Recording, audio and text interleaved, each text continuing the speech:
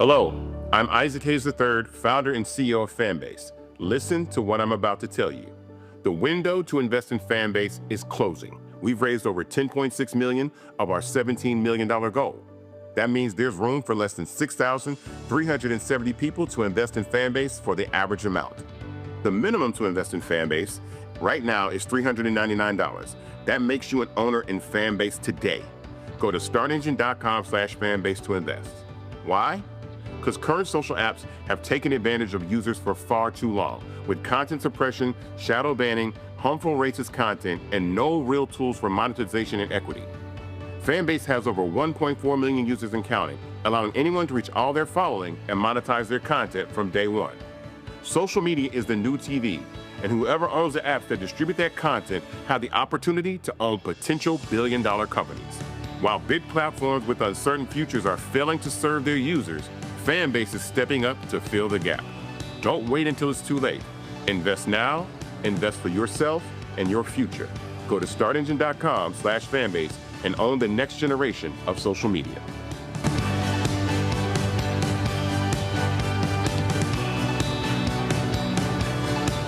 Folks, Black Star Network is here. Hold no punches. I'm real revolutionary right now. Support this man, Black Media. He makes sure that our stories are told.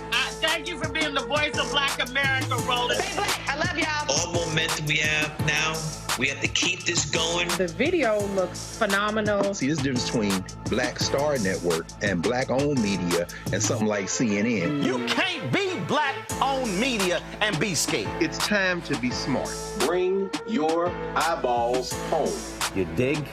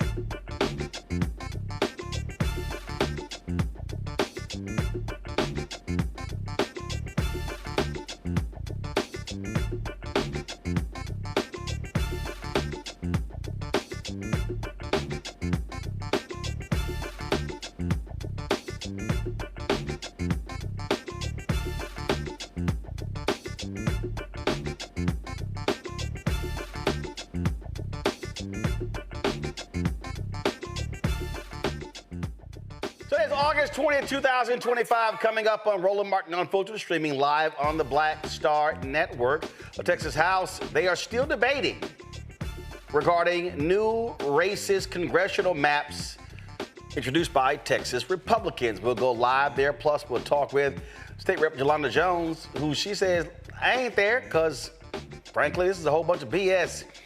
California Governor Gavin Newsom is pushing a bold plan to change congressional districts in his state that could create 5 new Democratic congressional seats. And, well, guess what? Republicans are upset, including one Republican, Kevin Kiley, who all of a sudden now he's against political gerrymandering, yet he voted against outlawing partisan gerrymandering. A significant victory for black voters in Mississippi. A federal judge says the state must redraw its Supreme Court election map. We'll explain what that's all about. Also on today's show, Donald Trump, you know, that twice-impeached, criminally convicted felon-in-chief, the con man. He promised his policy agenda would help black middle class succeed. Well, we know that's BS. We'll talk with a breakdown for the Center for American Progress. Also, Jillian Michaels goes on CNN's Abby Phillips show, and she gets in hot water about slavery. Here's a real question. Why y'all got a dumbass fitness person talking about history and politics on CNN? Oh, and Joe Scarborough. I got a few words to say to him as well. You know, the resident Republican at MSNBC, he says that Gavin Newsom should not be tweeting the way Donald Trump tweets. But didn't Joe and Mika go down to Mar-a-Lago to kiss Trump's ass? I'm sorry. I've got some receipts. Plus, tonight's Black Star Network Marketplace will feature international travel chef who has some spices, butters, and sauces. Y'all, it is time to bring the funk on Roland Martin Unfiltered on the Black Star Network. Let's go. He's got it. Whatever the miss, he's on it. Whatever it is, he's got the scoop, the fact, the find. And when it breaks, he's right on time and it's rolling. Best believe he's knowing. Putting it down from sports to news to politics. With entertainment just for kicks, he's rolling. It's on Go, roll, y'all. It's Roland Martin, yeah. Rolling with Roland now. He's funky, he's fresh, he's real, the best, you know he's Roland Martin now.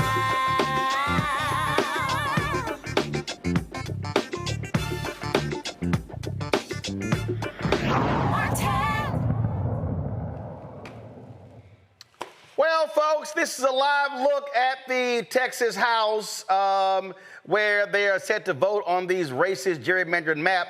Go ahead and turn up. Let's hear what the line Republican has to say. Chance to finish my answers. I thought we had ruled that a question and I get to answer. Members, make sure that you allow each other to finish the question and answer so the members in the gallery can hear the debate. Thank you. Repeating, do I have all of the Voting Rights Act criteria in front of me? No. Do the lawyers that I've worked with? Yes. Can I go make a call and get it to folks? Yes. You can do the same thing. Section 2 in the Voting Rights Act is what has been looked at in redistricting. Petaway has changed the law. Rucho has changed the law. Many of you, Representative, are talking about 2021. I do get a kind of an interesting deal, everybody. You complain about 2025 and tell me 2021 is okay, but you sued me on 2021. I don't know which way to go. But my point is, do I have them right here? No. But do I feel, you just asked me, do I have the elements? I told you. I'm asking what you understand it to mean. I told you, I understand. You want me, let me go back to the beginning of the speech that I gave there. No, I just want to know. Well, no, you asked. I read it to you at the very beginning. This was done when we started today. Okay. Another important law that we must follow is a federal law known as the Voting Rights Act of 1965. Okay. Although race cannot be the predominant factor in drawing maps, Section 2 of that act prohibits enactment of any plan that restricts minority citizens from having an opportunity to elect their preferred candidate of choice in certain circumstances if they exist. That was my knowledge, and I placed it out at the very beginning of the debate. And so that's your understanding? That's my general understanding. Well, thank you. There's a lot more. Thank you for. And you can go into the various cases. But did you perform? RUCHA, too, involves the voting rights along with Petaway. Did you perform any racially polarized voting analysis in drawing these maps? Okay. I have been asked that question. I will answer it again. Did Todd Hunter personally? No. Did Todd Hunter go to a law firm that performed all review? The answer is yes. And what is that law firm? Their name is Butler Snow, which was stated on the microphone a few hours ago. Okay. And they performed the racially polarized voting analysis in drawing the maps? I went to the law firm, told them what the goal was. They prepared. If anybody has the specifics, they have it. But did they perform any racially polarized voting analysis in drawing the maps? Second time, I told you I have no personal knowledge, but I'm sure the law firm performed everything they needed to do. What did they need to do? Well, I hope I'm not the one having to tell law firms what to do, but if they know anything about redistricting, they know about Petaway, they know about RUCHA, they know about the Voting Rights Act, they also know about the other Fifth Circuit as well as U.S. Supreme Court. My view is you would go through all of those areas and you rely on the firms, just like your groups are. Some of the ones that you said you represented, I know who your lawyers are. And you go to them, they perform analysis, and they gave you the scripts on your phone today. All I did was go to a law firm, and they orally gave me my information. And then I prepared it out. Did I personally go to everything? No. That's why I rely on professionals who can give me that detail. You make assumptions, and you know what they say when people make an assumption. Well, I mean, an assumption could mean anything. So I don't know what you're talking about. But you assumed that I went with some lawyer. I'm sorry, I can't hear you. You made an assumption about what I did with a lawyer. No, I did not make it about you. Did you perform any electoral performance analysis in drawing the majority-minority districts in this map? Same answer that I've just given you, same answer that I have given everybody. We went to a law firm who had the expertise. They prepared everything that I was told they needed to do. Is that a no? I told you personally I did not. Thank you. And I went to a law firm who performed it and gave me the information. Besides the law firm, did anyone else involved in the creation of this body, of this map, perform that type of analysis? That I don't know. The evidence at trial at the League of United Latin American Citizens versus Abbott case, the one that's in El Paso, was that the Attorney General's office has a system to perform racially polarized voting analysis. Was that used at any point on your map before today? Personal knowledge, I don't know. And you said that Butler Snow was the... Butler Snow is the law firm. And you don't know if they did that type of analysis? I don't know what they did, but I'm sure they did everything they needed to do. All right. And this Butler Snow law firm, are they your personal lawyer? Okay. As I explained earlier in the day, Butler Snow is a law firm that helped in 2021. Because you all sued us in 2021, they continue their representation of me. With congressional redistricting, they were engaged again, and then I was listed because I was already in an attorney relationship with them. So it continues from 2021 to today, but the answer is yes, they represent me. And do you pay for them with your own campaign money, or do you pay for them with personal money? I don't pay them. Who pays for them? I don't know who specifically pays them, but there's a contract that pays the attorney relationship with me and others. So That's already been brought up in the committee hearings. Oh, I'm just asking. Yeah, well, I mean, you're asking, I noticed the people that know this aren't at the back mic. Well, there may be a lot of people who don't know a lot of things. Well, that's why we're answering your the questions. 2021 I just want to know who you're getting all your feedback up there on your notes. But Well, I'm I not wrote going to them. ask you who. I wrote them myself. And I won't ask some of the members who took photos of your scripts to disclose that too. Okay. And just remember, Is it your Representative, belief? in Is it your belief? 2021, Sure. I was the chairman of redistricting. There sure are a lot of you in the back that came and asked me to help you. Well, that's how And you now made it. today, That's how you had now it. today, I'm getting an attack. So I guess it was okay for you to ask for my help in 2021, and then today attack us. Well, when we're not included in the process and you You control left the for whole 17 to 19 days. How could you be included? Again, when Again, that's correct. Again, in 2021, you did also. When you oppress, when you are oppressed, you try to flee the oppressor. We Is it your disagree. belief that you can be fairly We disagree confident? with you. Is it your belief that you can be fairly confident how a district will vote, Republican or Democrat, by the racial percentage No. of the citizen voting age population? No, I do not in that think. district? No, you didn't. I get to finish. Oh, I had to finish You my asked question. a question. No, you didn't. You asked me. Nobody knows who's going to win an election. That's why I disagree with most of your all arguments. That doesn't mean a Republican or a Democrat are going to win. You have new criteria that may give people some energy to run and maybe some areas they can do better in, but it doesn't say who's going to win. None of us can predict who's going to win an election. Then why are you changing the maps now? Well, one of the reasons is for partisan reasons under Rucho, and to give Republicans an opportunity where they haven't in the past. The composition of CD 30 under the proposed plan creates a black majority citizen voting age population district in Dallas County. Is that correct?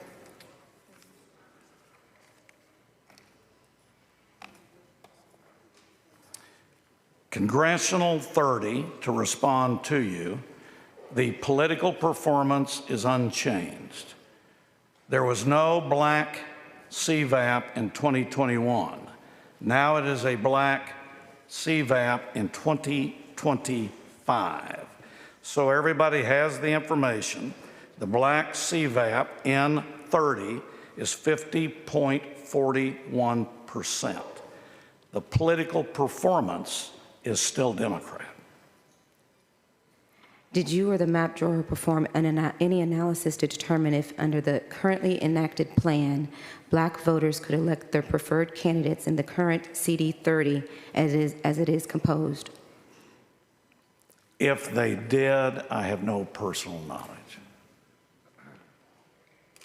But did you? I've told you before, Todd Hunter has no personal knowledge. The law firm would have committed and practiced the analysis.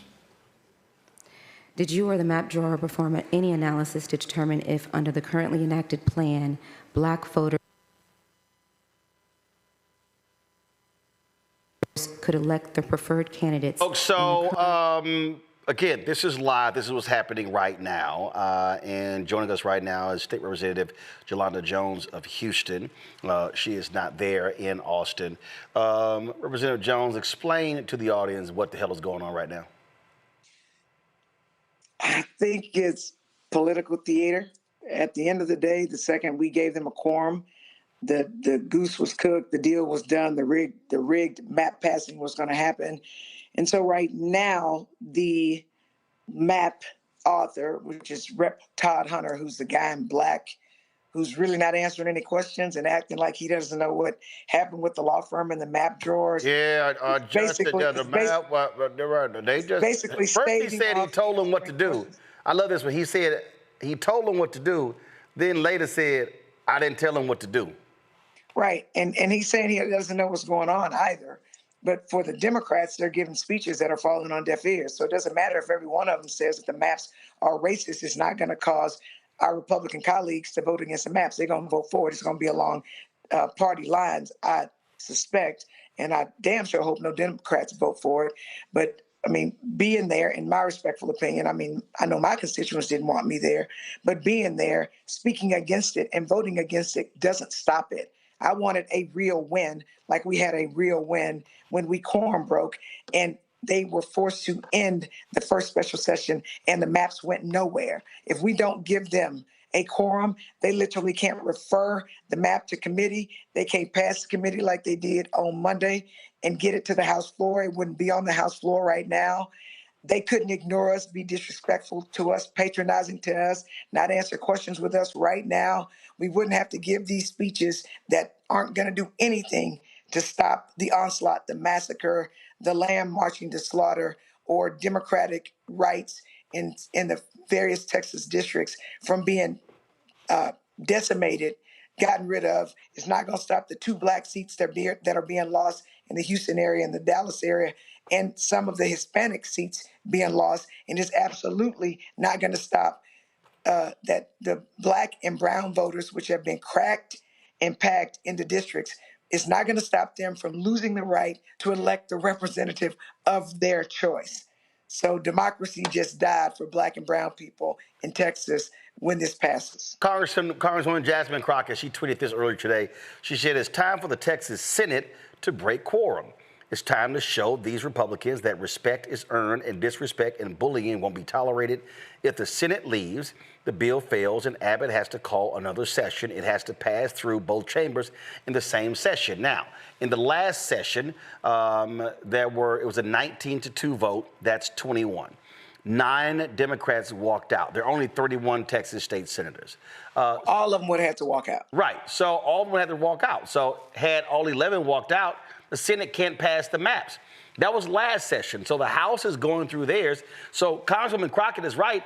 If the 11 Democrats on the Senate side had the guts to do it, if all 11 walked out, they can't pass the maps on the Senate side. So therefore, it can't become law. Absolutely. But I mean, not everybody's going to walk out. 2 refused to walk out. And so if all of them didn't walk out, then it's not going to change anything. So they've adjourned today's vote for about an hour. And in the video there, of course, I saw how the 2 Negro Republicans were flanking him. Charles Cunningham, and just so folks know, this is what he looks like. So he was flanked to his right. And then you had Katrina Pearson, the convicted shoplifter, MAGA shoplifter, who was to his left. And so they had their 2 Negro, centerpieces standing right there backing this. And here he is talking about the Voting Rights Act. I mean, it's just utterly shameful to literally have 2 black people flanking this white Republican when they are literally trying to destroy black voting power in Texas. They're not trying to destroy it. They are destroying it. Plain and simple. And so when it goes to the House, the Senate's already passed it. They're going to be reconciled if there are any differences. And then it's going to go to the governor's office, and it's going to be a done deal. So the second we gave them a quorum, we gave them everything they needed to be able to disenfranchise the black and brown and poor voters. And I'm just going to speak for the Houston area and the Dallas area. In the Houston area, Texas 18, Texas 9, and Texas 29. In the Dallas area, Texas 30 and Texas 33. Like, off the jump, we're going to lose 2 black seats and probably 1 Hispanic seat.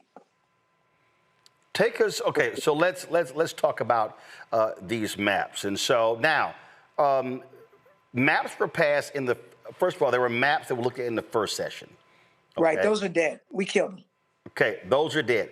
Then they went back and made some changes to the maps, and they, from my understanding, they made it worse? They did. Okay, so believe it or not, they did. Okay, yeah, so which map do you want me to pull up? You want me to pull up this one, or do you want me to pull up the other one? So I can't see, Roland. So this is Harris County. Okay, then so go there's right the there. state. So that one that you see right there. This one here? So yes, that is Texas. Okay. So right, that is the entire Texas map. Okay. Right. So and if you look at the red lines are the current. If you look at the top, it says U.S. Congressional Districts Plan was at C2133. Yeah. Those are the lines right here, right now, right? So if you look at the red lines, which are dividing up congressional districts, you will see in most of Texas, there aren't hardly any red lines. So they haven't touched those places. So what you're talking about out here, so we're talking about Amarillo, we're talking about Midland, El Paso, all those areas. They haven't touched their stuff. So, but the places where they touch, are right here, Houston and Dallas. Right here, this is Dallas. Right here, it's Houston. It's Houston. Now, Roland, go up to the top right-hand corner because that's so small, because it's so condensed. Top right-hand corner. No. Up to I got it. Go over there. That's Dallas. Now you see those red squiggly lines? Yep. Look at the numbers, Roland. You see the red number 30? Do you see it? Yep. Which is Dallas. That is what Jasmine Crockett currently represents. Yep. The black number 30 is what it's going to be afterwards. So it's the blue part. So if you look at the red lines where it says a red 30, look at the lines. Trace it like you're in elementary school. That is 30. So you will see there's some yellow in there now where the blue is. Like the blue is there, cutting that out of it. So the only thing that's red, that's 30 now, under the black, is like where you see the blue stuff. Mm-hmm. They've totally made it different. If you look at the current 33, find the red number 33. Where is it? Right. It's all the way over to the left. Yeah, right. It's right there. Right. That's currently Mark Vesey's seat. Now go to the black part, the black 33. That's where they moved it to. Right there, the center part where that yellow is. Right. So they've just changed it. So they flipped 33 from Tarrant County to Dallas County. Yes. And Mark Vesey is strong in Tarrant County. They also moved Jasmine Crockett's house into 33 as well. So if you go down, Roland, to Houston, I think you'll see 9, 8, right there. If you look at the red 9, you see how it's down low? Mm-hmm. Right? Look where the current 9 is, all the way up to the top to the right. Wow. Okay? If you look at, I mean, if this shit wasn't so serious, it'd be funny. Look to the red 18. You see where it's at up there? Give me 1 second. I want to, State Representative Harold Dutton is at the microphone. I want to hear what he has to say. Let's go live back to Texas. Okay. Notice on call say final passage of the bill. Mr. Dutton, the call on the House, the motion made by the body was for final passage. And the note says final passage. I'm sorry? I'm looking at the note. I didn't see final passage on the note that people were given, the notice that people were given. Mr. Dutton, I cannot hear you. I'm sorry, Mr. Speaker. Parliamentary inquiry. State your inquiry, Mr. Dutton. One of the notices I saw about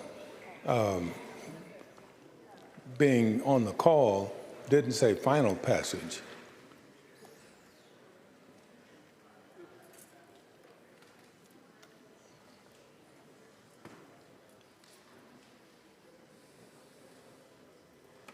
The call was made, the motion by the body was until it's finally completed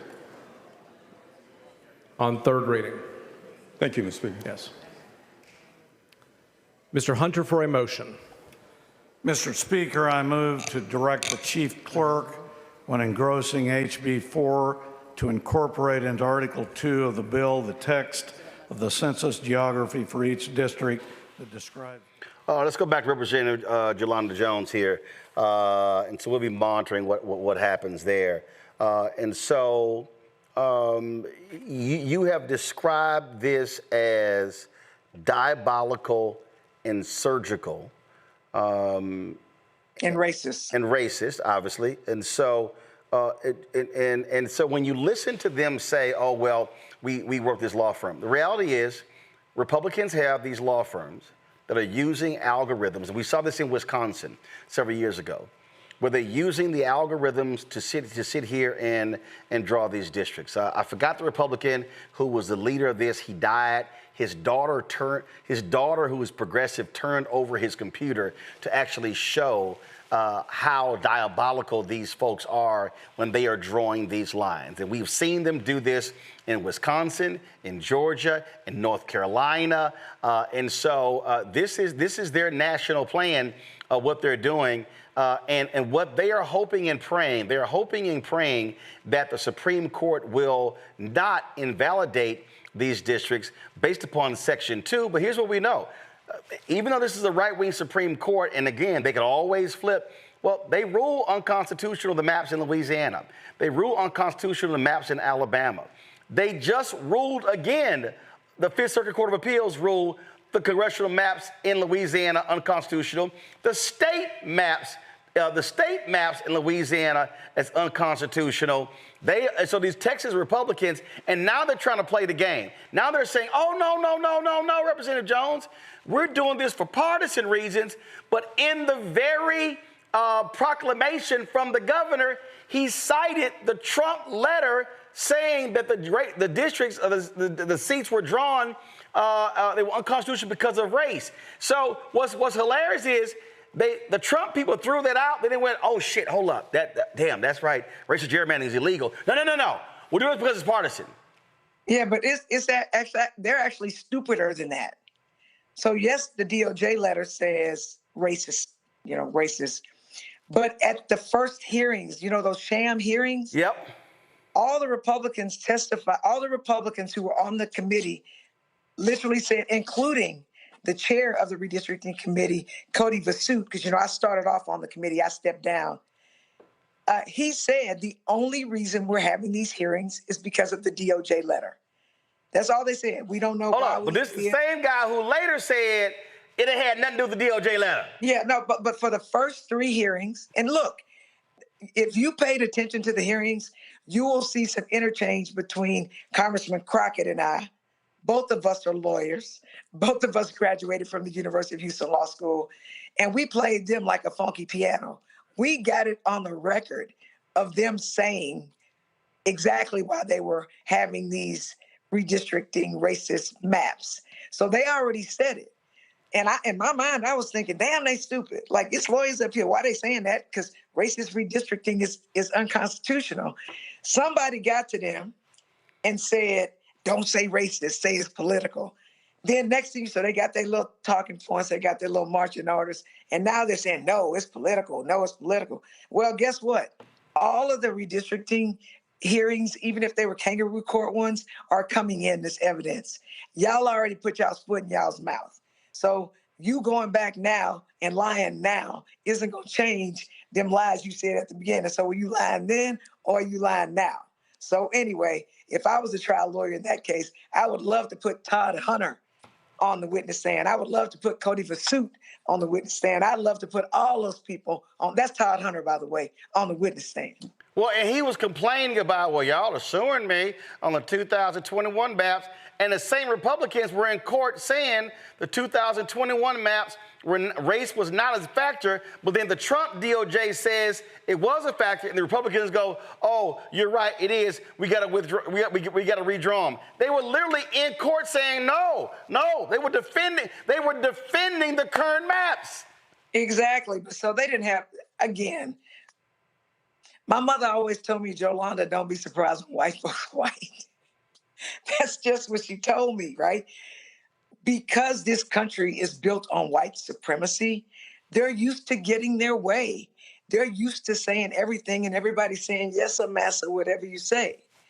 And so from a legal perspective, they've already caused themselves difficulty in the case because I went to the redistricting hearings and I questioned people and I asked my colleagues. And in fact, I believe they changed the rules because I was asking my colleagues questions initially to get them to say things on the record. And at some point, by the time I went to the second hearing, they were like, oh, you can't ask your colleagues questions because you're not on the committee anymore. So it's like y'all just changing the rules in the middle of shit. But it doesn't matter. I love that I'm a lawyer and I'm glad that I got a public school legal education. But we have enough on the record. If the Supreme Court is inclined to defend the Voting Rights Act, the evidence is there. But again, they were saying one set of facts, fiction, when the redistricting hearing started, and now they're on another one. They've been whipped into line. And you, for the most part, you ain't see no black people when the Republicans were giving their little speeches, and they were condescending and patronizing and not respectful. But I mean, Katrina is a Republican. Charles is a Republican. So they're standing with the Republicans. And so, again, Democrats in Texas are hinging all of this on a legal fight. And the point that you have made, and the point that I agree with, is the most guaranteed way for these maps never to become law is to never give them a quorum, whether in the House or the Senate. Right. And I sent you something, Roland. You'd have to find it. It's some graphs. And if you could, come on now. I'm good. Come on, let's go. Oh, okay. Because I was just going to show you what they did to CD9 and CD18. Okay. Go ahead and explain it before I go to my panel. Go ahead. So when you look at the maps for CD9 and CD18, hold on, I'm going to pull it up right here. It's called a 340 report. And what a 340 report is it tells what the districts are going to be when they finish. So if you go look at CD9, for example, of CD9, hold on. Wait a minute, let me find it. It is craziness. When you look at CD9, where is it? CD9, which is what Congressman Green currently represents, only 2.9% of the current CD9 will still be CD9. We might as well say it's the new one. Of CD9, 2.9% is going to stay itself. They are pulling 43.7% of CD29 and putting it into CD9. CD29 is what Sylvia Garcia said. Remember that 9 was way up to the top now? Yeah. So 43.7% of CD9 is coming from 29, and 40.7% of the new CD9 is coming from like either Wesley Hunt or this other guy named. In either case, they're white Republicans. So that's what Congressman Green will be left over. Yep. If you go to CD 18, which is where Congressman Turner was, CD 18 is keeping only 25.8% of its current self. They are taking 64.5% of CD 18. So go to the 18 on the left. And 64.5% of CD 18 is coming from Congressman Green's. So for the most part, they've collapsed it, but they've moved it down. They're taking 8.2% of the new CD18 from CD29, which is where Sylvia Garcia is. So CD18 looks nothing like it used to.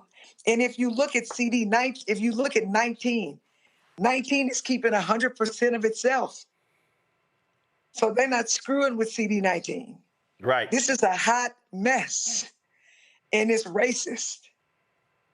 Absolutely. So look at those numbers. It's craziness. It's freaking craziness. State Representative Yolanda Jones, we appreciate it. We'll see what the next salvo in this battle is.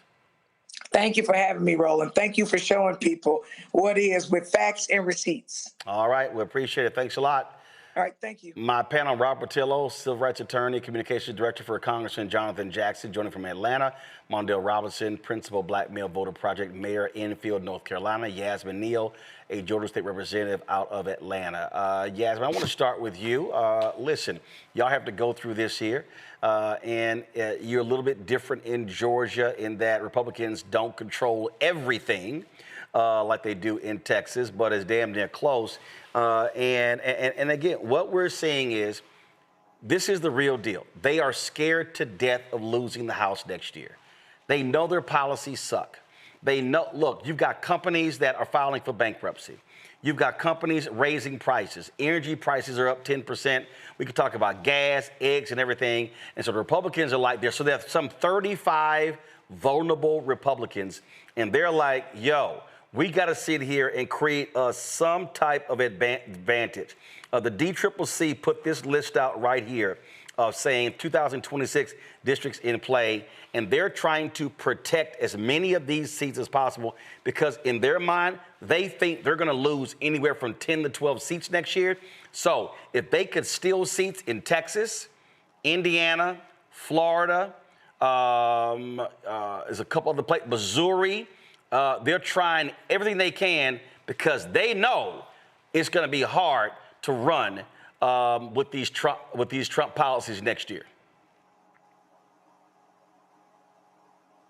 Absolutely. Thank you for having me. So I think it's other states tend to be very, very volatile for this reason. We have had our fair share of fights in Georgia, but recently it hasn't been as volatile as we're seeing in the Texas and Tennessees of the world. And I think it's only going to get worse. Unfortunately, across this nation, to your point, like you just mentioned, they're going to continue to try to change maps in different states. And on the flip side, the Democrats are starting to do the same. They're starting to reevaluate if they're going to start changing their maps, and those conversations have started already. So going into this next election is actually going to be very interesting, and we're diving into the unknown now. I have never in the history of this country seen this play out in this way. So we are actually diving into the unknown. I cannot predict what's about to happen, but I do know, to your point, that maps across this nation are about to change. I'll say this here. I won't say, Mondale, that this is the unknown. In fact, if we actually go back to history, we have seen this. We saw this in North Carolina. We saw this during the period of the end of Reconstruction. And so this is history repeating itself. What you have is you have direct attacks on black representation. And what they want to do, Mondale, and you're there in North Carolina, and what Republicans have been doing in North Carolina, and everything in North Carolina, which now we're seeing nationally, goes back to 2008. Everything goes back to 2008. North Carolina, Obama wins that state by 14,100 votes. North Carolina used to have awful voter turnout. It dramatically improved in 2008, and they said, oh, hell no, we can't have this. And so with the midterms in 2010, they took power, and ever since 2010, it has been a 15-year battle, back and forth, fighting partisan gerrymandering, racial gerrymandering, racist attacks, closing of voting locations. And this is why people have to understand they can't play around with the vote, because these people they're showing when they get power and absolute power, they will wield it in an evil way. Yeah, and I'm glad you said something, Roland. You've been saying Texas, but you've also been saying national. People do not need to be fooled and think that what's happening in Texas is only about Texas. This is about control of the federal government, not Texas state government. Republicans already have that control, even though most of their voters are a minority of that state. What I mean by that, this is information that Vasut should know, even though he said himself in that redistricting hearing when it first started back in July, that he was not aware that Texas had become a majority minority state. And that is because he has not looked at the census data. And I think Texas and other southern states like North Carolina, where I live, all are aware that this is the only way they can win. I think the difference, what I'm seeing right now, though, is how out loud these people are with cheating. We've seen them cheat before, counting grains of sugar, grandfather clause. We've seen them cheat before behind the cloak of it's equal if anybody can count the grains of sugar, even though we know only certain people had to count those grains. But right now they're cheating out loud in front of cameras. This representative, Todd Hunter, just said out loud that Butler Snow was his law firm. Everybody and their mama should be upset about that. Butler Snow is the same law firm that a federal judge kicked some of their lawyers, all of their lawyers, off a case because they made up their own citations for an AI crime. These are the people this Bama right here just said that. He just named Butler Snow. So we should all be looking at whatever information that Butler Snow produced because it's probably fraud because they have that type of history. They also are the same firm that created a super PAC back in 2008, Roland, to help Republicans. 2002 to help Republicans in Georgia. So this is not these are white supremacists working with other white supremacists in different aspects of social life. And then the representative just said something that's telling, and it might get missed if people are not paying attention. She said Charles is a Republican. She said Katrina is a Republican. We're talking about two black Republicans. What she didn't say was that they are black too. And she said they're standing with Republicans. So how can you be black and stand with Republicans when you know the harm will hurt your community, but for that addiction to white supremacy? This is the article that Mondale was referring to. A judge disqualifies 3 Butler Snow attorneys from case over AI citations. That took place just last month. Robert, what I keep getting to, and we hammer this and we hammer this, we hammer this. This is why we were telling people to stop listening to these dumbasses running their mouth on YouTube, telling black people not to vote, saying that Kamala was the same as Donald Trump, because we saw this. We saw this coming. We knew what was coming. We understood what happens when they take control of these state legislatures. What happens when we don't vote. I mean, again, in North Carolina, had Sherry Beasley gotten 402 votes, she would have been re-elected Chief Justice of the North Carolina Supreme Court. Democrats would have had a 6-1 advantage on the Supreme Court. Instead, the white guy who was mad that he didn't get appointed ran against her, beat her. Democrats went down 4-3 in North Carolina. Next election, a candidate, he decides to run for another office, doesn't even win that one. They lose. Republicans then all of a sudden, now they have a 5-2 advantage. They want to take out Anita Earls next year in North Carolina because there are 3 Republican seats that are up in 2028. We saw what happened in Wisconsin when Democrats won that seat, got a 4-3 majority. And what do they do? Boom, they rule unconstitutional partisan gerrymandering. They allow drop boxes to come back. And so for the dumbasses, Robert, who love talking about, oh my goodness, you shilling for the Democrats, here's a reality. More likely than not, if you have a Democratic opponent, U.S. Supreme Court or state Supreme Court, you're likely going to have fair maps, no racial gerrymandering, ending partisan gerrymandering, and you're going to have greater access to the ballot box. That ain't white, that ain't black, that ain't Republican, Democrat. That's a fact. And so if I care about our people voting, there's no way in hell, Robert, I'm going to consider voting for a party or an individual that reps a party that wants to keep my people from voting. Look, Roland, one of the things I think people need to remember is this was all written down before the election. None of this is new information. Yep. All of this, every single page of this is in Project 2025. I have to walk past military Humvees and MRAPs on my way to and from work every day. That is page 555 of Project 2025, the 3rd paragraph down. Taking over state elections, redistricting. That's like 3 chapters into Project 2025. If you want to know what's going to happen next, just read the rest of the damn thing they put out and told you they were going to do. Nothing is new, nothing is surprising, and they didn't even try to trick you. They just knew that if you want to hide something from black folks, put it in a book, and then send out some rappers and some entertainers to keep their attention away. Where are all those people who were talking about Kamala wasn't black enough? Where are all those folks at? Where are those people who said they voted for Trump because Haitians were eating all the dogs and cats, and that's why it was important for them to support real foundational Black Americans and ADOS and all that stuff? Where are those people at right now? When we are going to lose the right to vote for potentially a generation? Because realize this is just a continuation.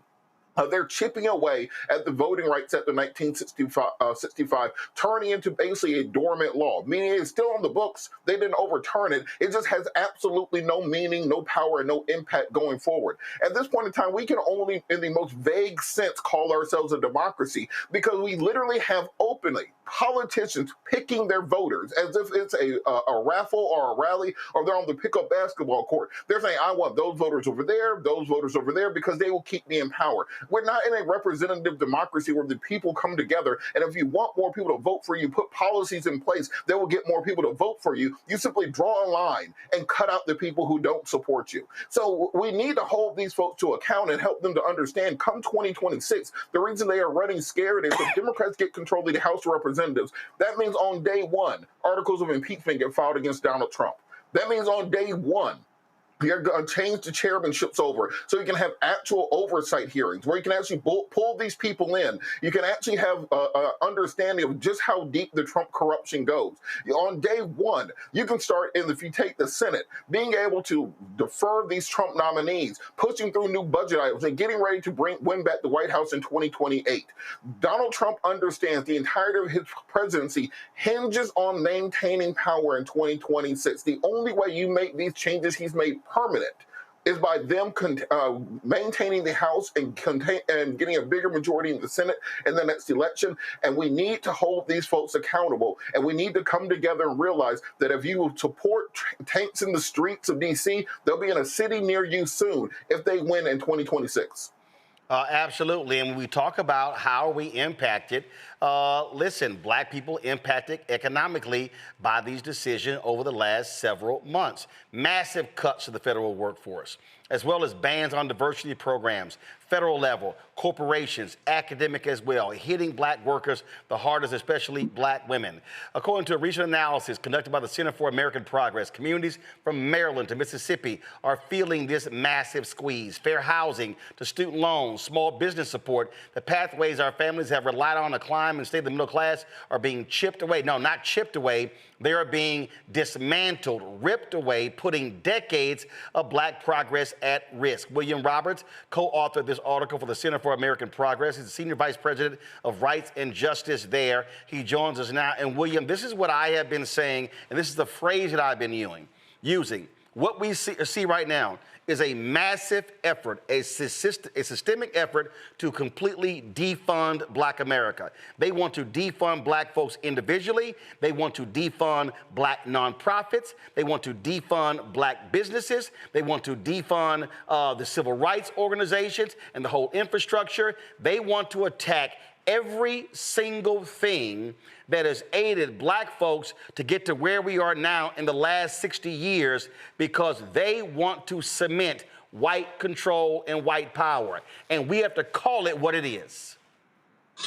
Well, Roland, I think that's right. If you look at it, and the analysis that my colleague and I did, if you look at all of the avenues, as you said, that over the past 60 years have allowed Black folks to create a Black middle class, those are all under assault, right? Whether it is employment in the public sector, which is where the Black middle class was built because of the fact that the federal government was the first to desegregate way back when, the private sector following suit on the DEI attacks, the full frontal assaults on our educational pathways, the things that it's not just in the dismantling, right, of the Department of Education, but also in the sort of insidious nature that they go after education in their, they call it their big, beautiful bill. It's a big, beautiful betrayal. I use some more colorful language when I'm not on TV about it.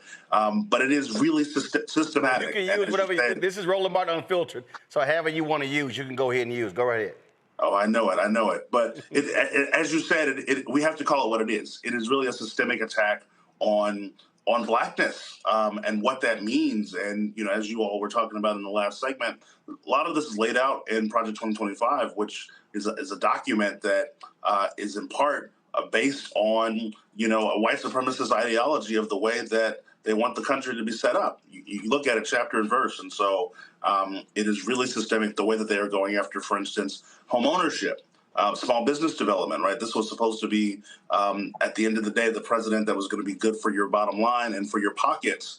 But one of the first things that they went and did was to undermine and cut out the knees of the Minority Business Development Agency that's helped so many Black small businesses get started. And folks like Tim Scott on the Republican side, who claimed to be about empowering Black small businesses, has been silent. Oh, totally silent. I mean, he has said nothing.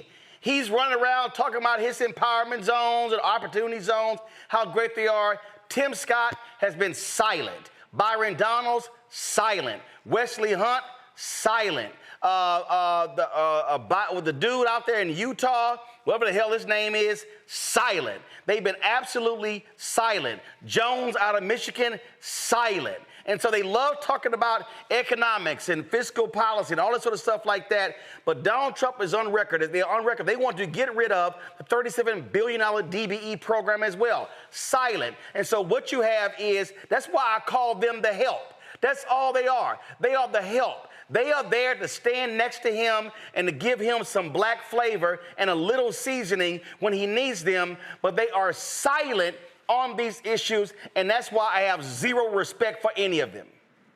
It's quite frankly a betrayal for our communities, right? And if you go back to the way Donald Trump was selling himself in this last election, of course we have to cut through the racist nonsense and the noise of immigrants taking Black jobs. He would put himself in front of communities like the community I grew up in West Philly and say to folks, well, the economy isn't great for you. And so, Democrats are taking your votes are taking advantage of you, taking you for granted. And so, I've got a economic policy playbook that's going to work for everybody, no matter where you are.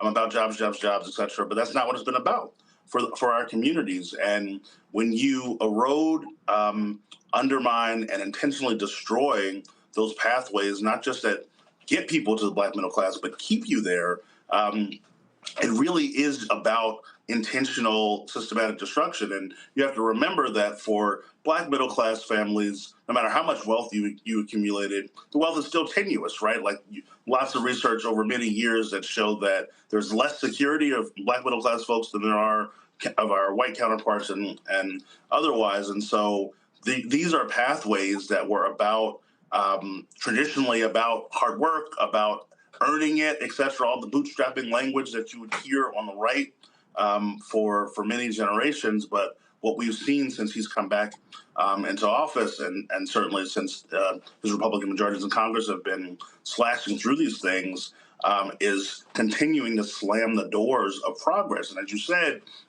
it's not just in a vacuum. If you couple it with the unprecedented attacks on our civil rights protections, both the legal civil rights protections from the Civil Rights Act, the DEI policies that followed in the public and private sector, voting rights, et cetera, you see that it is a systemic attack on the protections that have that were moving us toward a multiracial democracy, right? Like we know realistically, post-civil rights, we were still moving toward a multiracial democracy. We had not arrived. We had earned a bunch of protections and policies put in place, but we had to keep them there. And they have been undermined from the beginning, right? From the 60s on. And so this is part of a long history on the right of trying to undermine these protections in an effort really to take Black folks out of these spaces. And what we have to, and what I keep trying to get folk to understand, and I say this as well, and that is this generation has to recognize that the previous generation, they fought the fights. Folk now got to step up. You can't tweet your way out of this. You can't Facebook, TikTok, Snapchat your way out of this. This is literally where folk are going to have to go old school. And this is where I keep saying they got to get off their asses and they got to walk blocks. They got to walk precincts. They got to go door to door. And again, if there's anybody Black, Umar, or any of these fools who say voting don't matter, we got to have Black folks to tell them, go to hell because you're full of shit, because the reality is there is nothing in our society, nothing that is not connected to political power. Absolutely and completely, right? And that is that sort of the biggest lie the devil ever told was convincing you that it didn't exist, or whatever the quote was, right? Like the notion of telling our communities that voting is disconnected to their power, reinforcing folks who believe that they have no power, that they shouldn't vote. All of the things going on, right? I'm in D.C. as well, so I see the tanks and the MRs on the street and folks patrolling.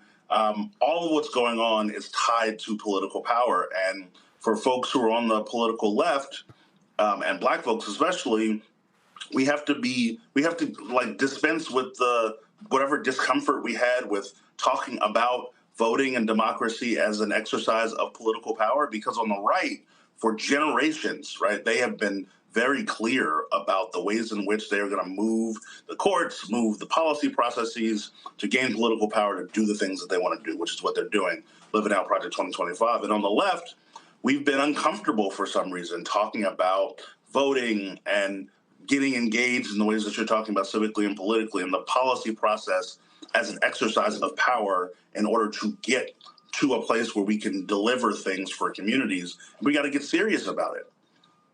Absolutely. William, I certainly appreciate it. Thanks a lot for this report. Absolutely. Thanks for having me. Mondale, I want to go to you. I mean, and this is the thing that and I keep saying this because we got a whole bunch of loud-mouthed ass folk who love running their mouths, and, you know, anybody who blabs got a YouTube channel. And the problem is we got a lot of our people who listen to these fools who think they're dropping knowledge. And what I've made clear, this ain't got a damn thing to do with the Democratic Party, ain't got a damn thing to do with any candidate. What I have been saying is, Black folks, don't send your money to the party. Send your money to Black specific groups that are going to put the money on the ground. If we talk about Black interest, Black political interest means you step back and you say, here are the issues that I care about. These are my issues. These are my issues in the middle. This is where the Democratic candidate stands on my issues, and then where the Republican candidate stands on my issues. And now I got to make a decision. Which one do I go with? Now, it's another decision. I could sit my ass at home and do nothing. Now, that's a decision. But understand there's a repercussion of even that decision. And that's where we have to get folk to understand. And so I've made it clear, sitting out ain't an option. So when people go, I'm choosing the better of two evils, and I'm sitting there going, you do know one of them gonna win. One of them will win. So whether you like it or not, somebody's gonna win. And so you better make a decision, because if that one that's really, really, really evil wins, and they win with a lot of other evil folks, and they get 218 in the House, and they get 51 in the United States Senate, we're going to have a problem. And we're seeing that right now. Yeah, listen, let's be clear. Whenever we have an election and the couch gets more votes than either of the candidates because of the stupid ass people like you name, and I think we should be clear. And Roland, I want to say this, and not in contradiction to what you just said, because it's true. We definitely need to be supporting Black-led groups, Black founded groups that are grounded in our community. But we also need to be true. I defend the Democratic Party. I am not shilling for the Democratic Party. Look at the other option, bro. If Republicans don't want me defending Democrats, then they can't show up defending white supremacy. I can't stand for people to sit here and pretend that the lesser two evils mean that these two parties are equal. If that means the Democratic Party is not perfect on Black issues or anybody issues for that matter, but they're a lot damn closer than anything you can present to me on the Republican side. And the reason I know it is all I got to do is look at what my lying eyes are telling me. I'm watching an anti-Black administration do and continue what they started in their first administration. You have governors from places where they have higher crime rates in some of their red cities threatening to send National Guard to D.C. D.C. is one of, if not the safest big city in this country, with the crime rate dropping faster than most. D.C. has a balanced budget.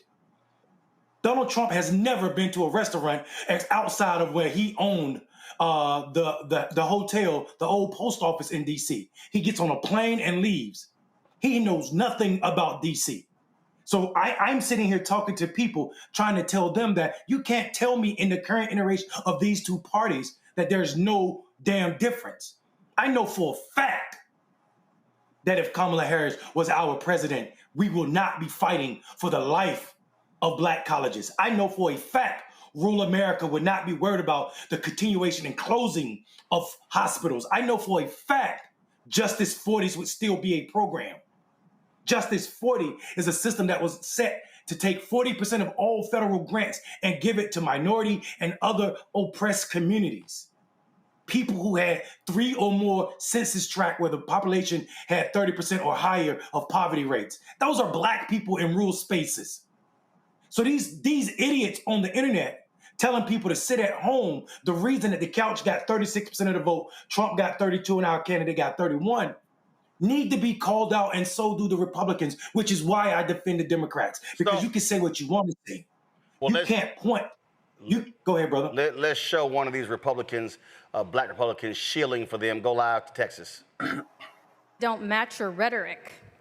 Texas currently has 0 black CVAP districts, and under the new map, there are 2.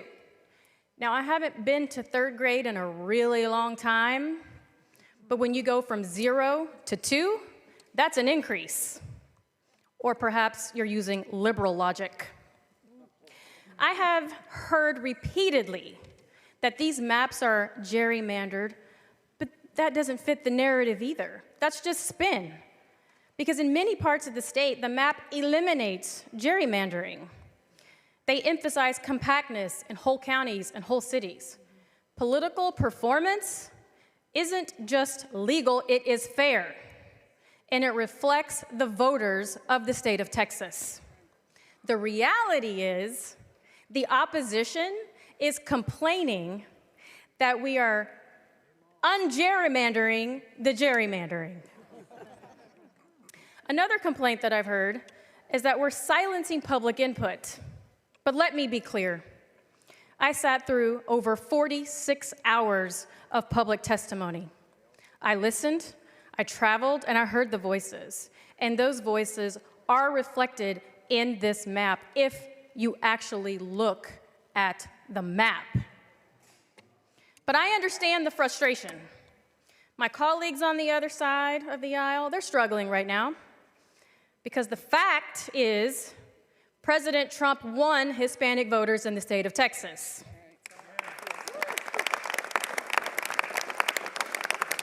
I get it, you don't like that. And to address my colleague earlier who asked the chairman if he knew that blacks fled during slavery, well, they did, and they fled to Republican states.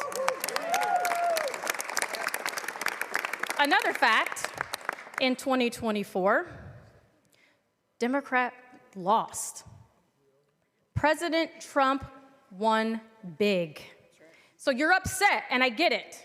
You're losing at the ballot box, but you will not silence the majority in the state of Texas. You can throw your tantrum, you can leave, you can run, and you can ignore the will of the rest of the voters. But it's honestly time to pick a new narrative. The racist rhetoric is old. It is seriously stale and long overplayed. Newsflash. Democrats do not own minorities in Texas. The South lost. There are black and Hispanic and Asian Republicans right here in this chamber who were all elected just like you. Republicans are the majority. So it's not the people of Texas who are racist, it is you. All of these speeches on victimization and this toxic white guilt that I've had to suffer through my entire life, I'm sick of it. The people of Texas have spoken. We have the majority. President Trump flipped 11 out of 18 counties on the Texas-Mexico border. The people of Texas are sick of the rhetoric as well. He doubled his support from 2020, so political performance is the driver. You lost. Get over it.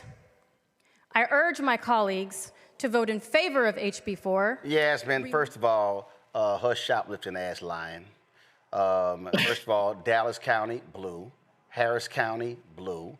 Bexar County, blue. Travis County, blue. And so she can sit here and make all this little nonsense up, oh, this, that, and the other. But again, if you want to do something, you can always find a Negro that will sell black people out, and that's Katrina Pearson. You know, I hate it when I see a lot of these debates where I feel like people treat the Constitution just like they do the Bible. They pick and choose what they want to acknowledge. Even when she referenced the history of the Republican Party versus the Democratic Party, we all know the Republicans of today are not the same Republicans of yesterday.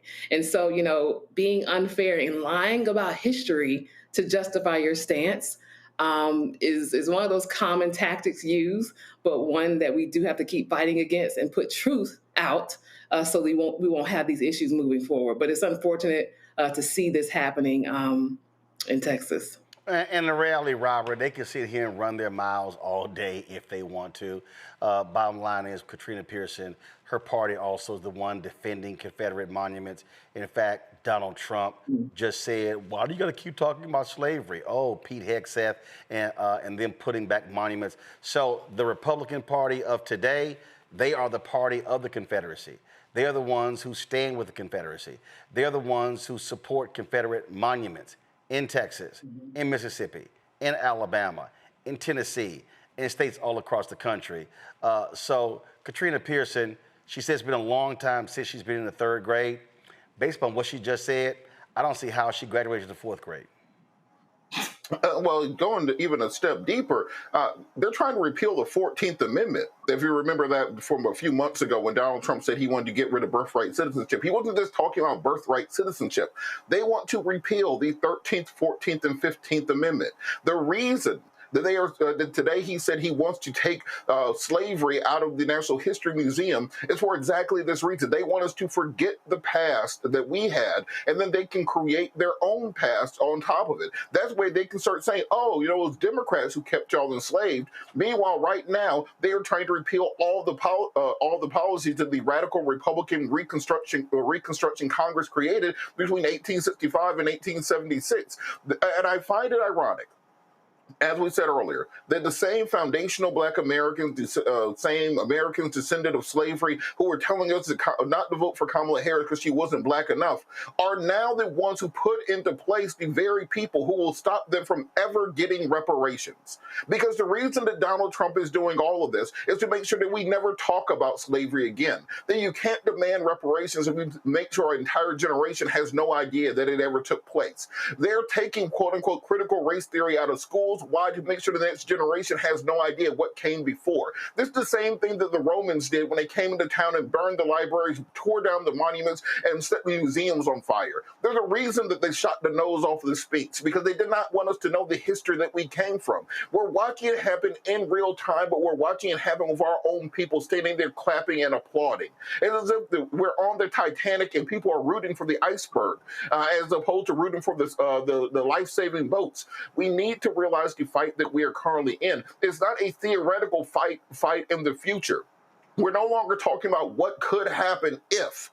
We are now knee-deep in the middle of what can only be described as the fascist takeover of America. If you need any proof of that, walk through Washington, D.C., where you'll see federal troops chasing down people, tackling them to the ground, masked individuals, throwing people into unmarked vans, and taking them away to unknown locations. We now have people being deported to South Sudan, to Rwanda, to concentration camps in El Salvador. They're not this isn't just criminals, this isn't just illegals, this is anybody that they feel like picking up. We now have the President of the United States that can dictate college curriculums. They can have shows canceled off of the air, whatever he feels like it, if they criticize him. What the hell else do you need to see before you understand the situation that you're in? It's as if you're sitting in Germany in 1933 and 1934 wondering what's going to happen. And in reality, we are right here, and the saddest part of it is, as Gil Scott-Heron said in Winter in America, nobody's fighting because nobody knows who to save.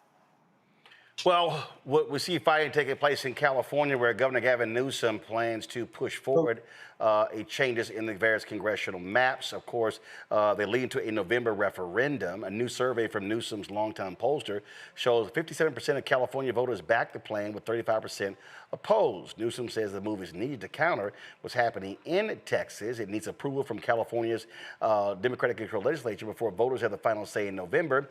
If it passes, it could dramatically shift the balance of power in California's congressional delegation. Now, Newsom is really getting under the Republican skin by playing off Trump's playbook. See, this is when, and this is no shock, because it's been 10 years since Morning Joe invited me back on, because I had the audacity to challenge Joe and Mika, especially Mika. If y'all want to hear something stupid, y'all want to hear just something ignorant. I don't watch the show because, one, I ain't getting up that early in the morning. But this is the BS that passes for analysis on MSNBC's morning show.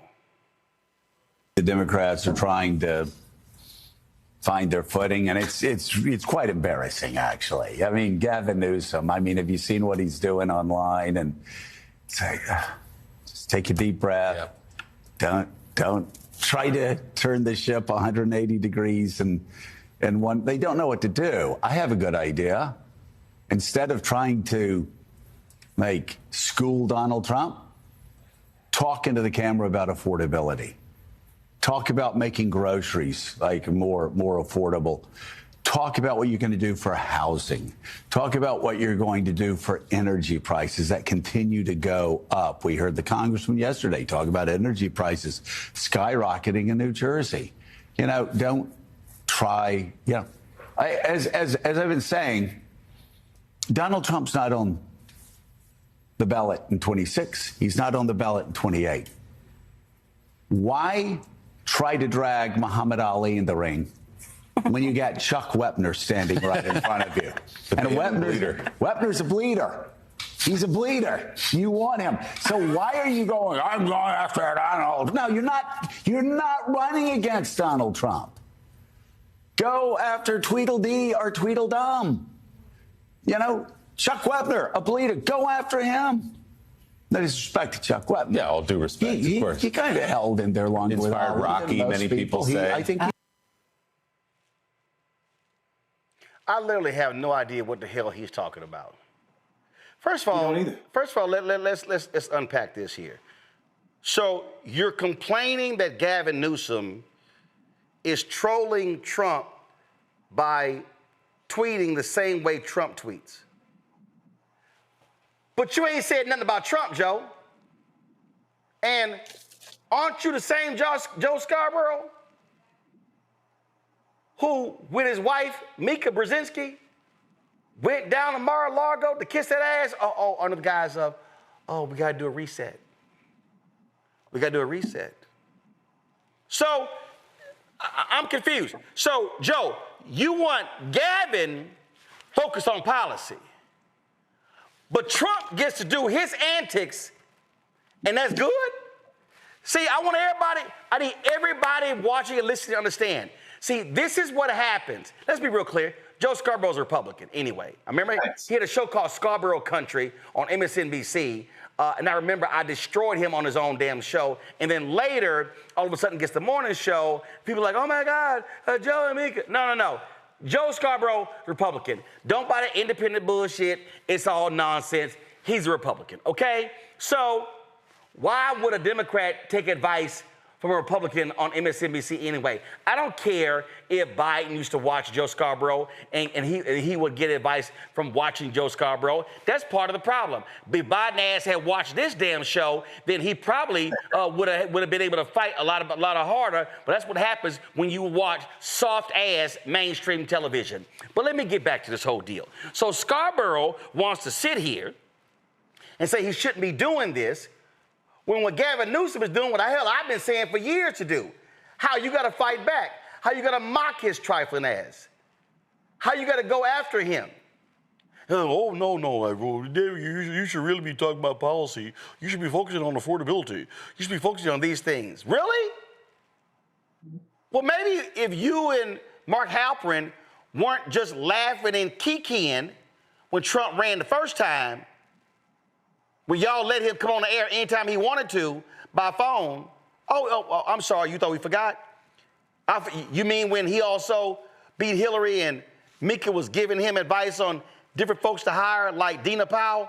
Oh, I'm sorry, you thought I forgot that too? No, hell no. See, I shop at CVS. I got them long-ass receipts, Joe. See, what y'all got to understand is this is the BS that comes out. And so the Joe Scarboroughs of the world, they want Gavin to be the fine, upstanding, don't say those things, don't do those things. But then we got Cray Cray over here, and they laugh and kiki and think everything is good. Nah. You got to swing. You got to mock him.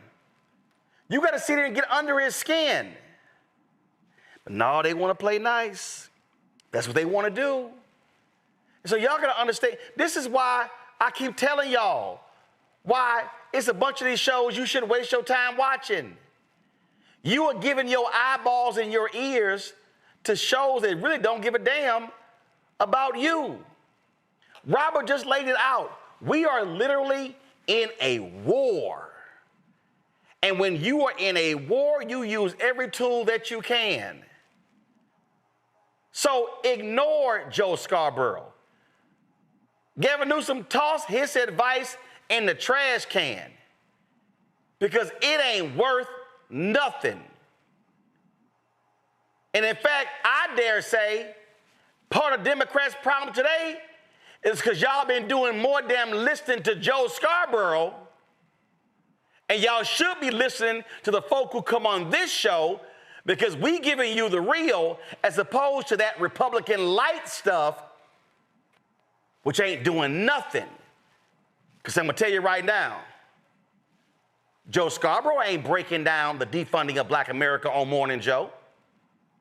Tell me how in-depth Mika, remember her Women Lead or whatever the hell that thing was in her book? Tell me how in-depth Mika is going on 300,000 Black women being out of the workforce. Oh, by all means. So I know they'll have Reverend Al come on, and they had him on talking about slavery. No. I want to know, tell me when Mika and Joe talked about Trump wanting to get rid of the Disadvantaged Business Enterprise Program. Tell me when Mika and Joe talked about Trump ending the settlement in Lowndes County where you had Black folks having sewage backed up in their yards and their houses. Tell me when Mika and Joe talked about Trump pulling out of that racial discrimination case in Texas that ProPublica broke down. Tell me when Mika and Joe talked about the attacks that we're seeing on African Americans left and right. In fact, if you understand, tell me when Mika and Joe are talking about the new attack. You got this historic Black woman, Lisa Cook, on the Federal Reserve, and Donald Trump put out, go to my iPad, tweet, Cook must resign now. Another Black woman who he is attacking. More Black people watch MSNBC than any other network. And y'all are being bamboozled, led astray, run amok by listening to that type of nonsense. Robert, this is the moment where people need to be getting real information, unfiltered, unvarnished, truthful, even if it hurts their feelings, and wasting their time watching Joe Scarborough with that BS is just really nonsensical. Important that we now have the democratization of information, that we no longer are just tied into 3 major networks or 4 or 5 cable news networks. You can actually get real information and real drilled down discussions. I think most people who are truly informed watch very little of the mainstream media. I personally, I get almost all my news from international press because they give you an unbiased, unvarnished view of what's taking place as opposed to essentially propaganda. There was just today, they released the information from the Fox News Robert, 1 second. Let's go to the Texas House. Go to Texas House real quick. Go. Lock the doors. The Speaker's desk is clear. Mr. Guerin moves that the House recess pending the reading and referral of bills and receipt of messages and administrative actions till 10 a.m. Thursday. Is there objection? Chair hears none. The House stands recessed pending the reading and referral of bills, receipt of messages, and administrative actions.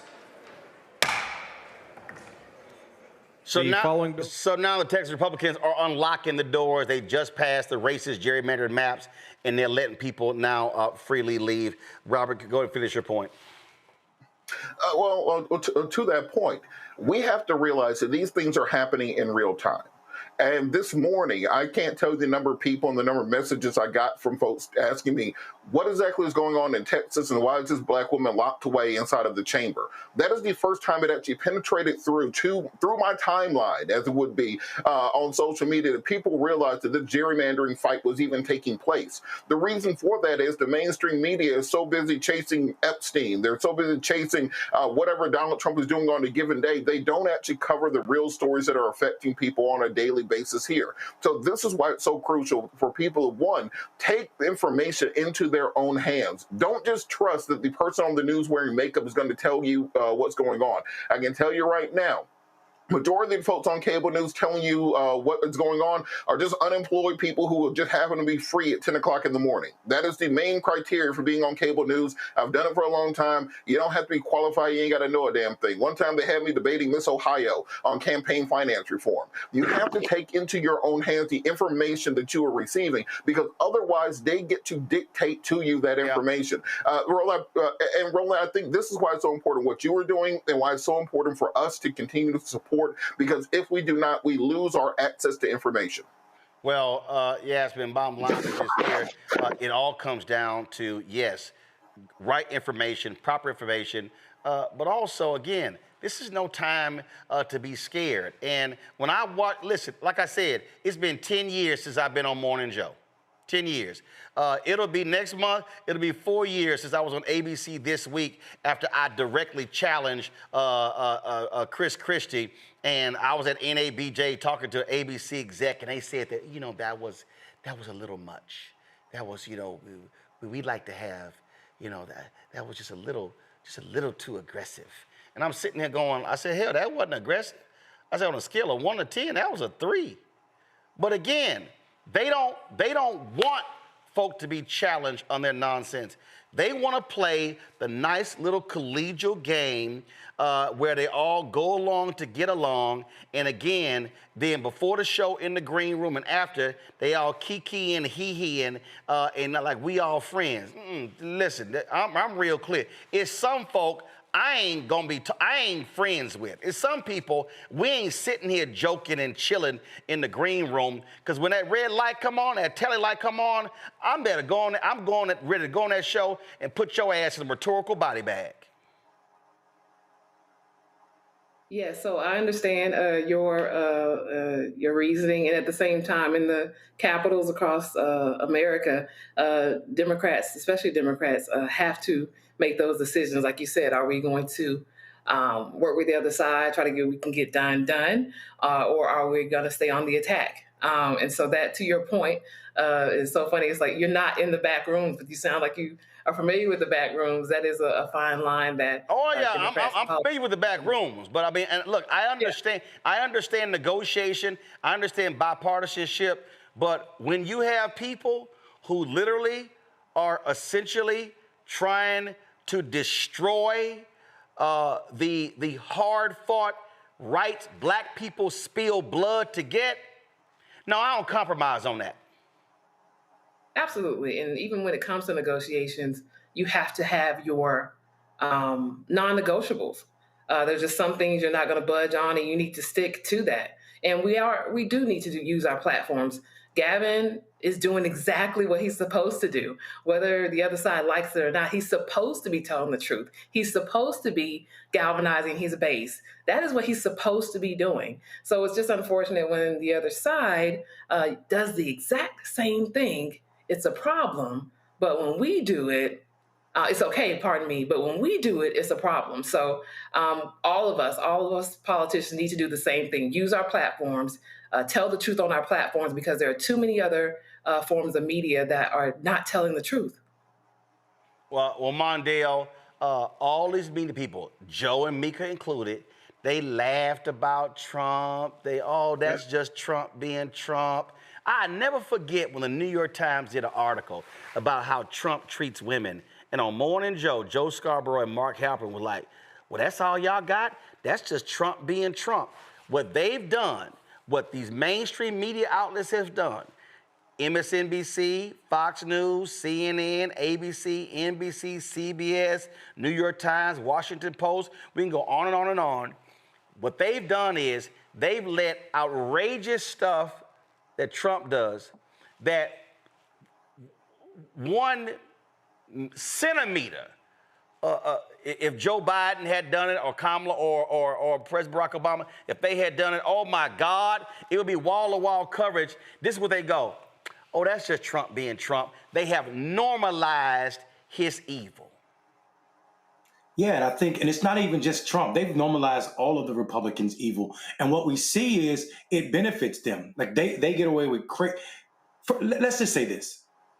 Nobody, and I mean, when I say nobody, I'm talking about nobody that's going to determine the outcome of an election is watching Joe Scarborough. We know who's watching Joe Scarborough. Those people are Democrat loyalists. Let's be clear. That are looking for something soft on their ears. They're not even critical thinkers at all. And that's you have to know that, because criticizing how the response from the California governor, when you have no criticism for Donald Trump. And when you said, I think people might have missed what you said, Roland. You said he went down to Mar-a-Lago. People need to know that you're talking about after this election. Yeah. That's not the first time. They went the first time, and they went back again this time after Trump said what he said about this man. We have to do a reset where we got all that. Go ahead. Yeah. So that reset also must cause them to forget what reality is. Because while Joe is saying you shouldn't be doing this and you should be talking about policy, it looks like Gavin Newsom's campaign has put him in the top on social media. He's outpacing J.D. Vance's memes.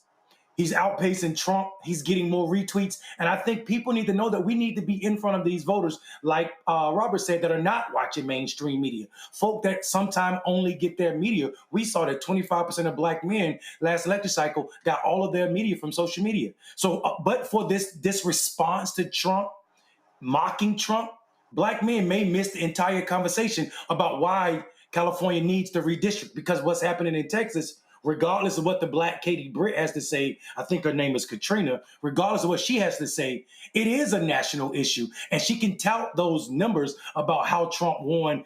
But she didn't tell you that over 6% of people that voted in 2020 sat out the 2024 election. So it's not like more people are voting for Trump, but for those white folk. So I think we need to make sure that people don't believe that the only way or the right way to get their messaging is from mainstream media. And they are on this network that is talking about the defunding of Black America. I hadn't heard that yet, but I'm damn sure going to take it and not give you any credit for it, Roland, because that's a powerful statement. Because just like they were against defunding police officers, they're damn sure not against defunding the Black America, as Trump has set out the whole agenda to just do just that. Well, you could try not to give credit, but it's been on YouTube for 7 months, so that ain't gonna work. All right, let me go to a break.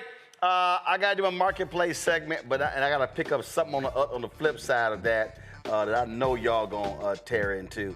Folks, you're watching Roland Martin Unfiltered on the Black Star Network. Don't forget to support the work that we do. Join our Bring the Funk fan club. Your dollars make it possible for us. Listen, we're going to be on the road this fall, traveling, doing town halls, broadcasts from different states, especially different cities around Virginia. So your support is really needed. And so please contribute to us via Cash App by using the Stripe QR code. You see the QR code right here. Click the Cash App button. You can also use that QR code for the purpose of credit cards, checks and money orders. Please do me a favor, y'all. Make it payable to Roland Martin Unfiltered. Please, not Black Star Network, not Bring the Funk, not Uncle Roro, Well, please, Roland Martin Unfiltered, that's for banking reasons. This funds all of the shows on the network. That's how the bank account was initially set up. So please make it payable to Roland Martin Unfiltered. And again, if y'all send checks, y'all gotta give us at least, 2 months to process. I need y'all to understand, okay? Like literally, I just want y'all to understand giving checks. I appreciate the folks who give check, but listen, it ain't gonna be cash like in a week.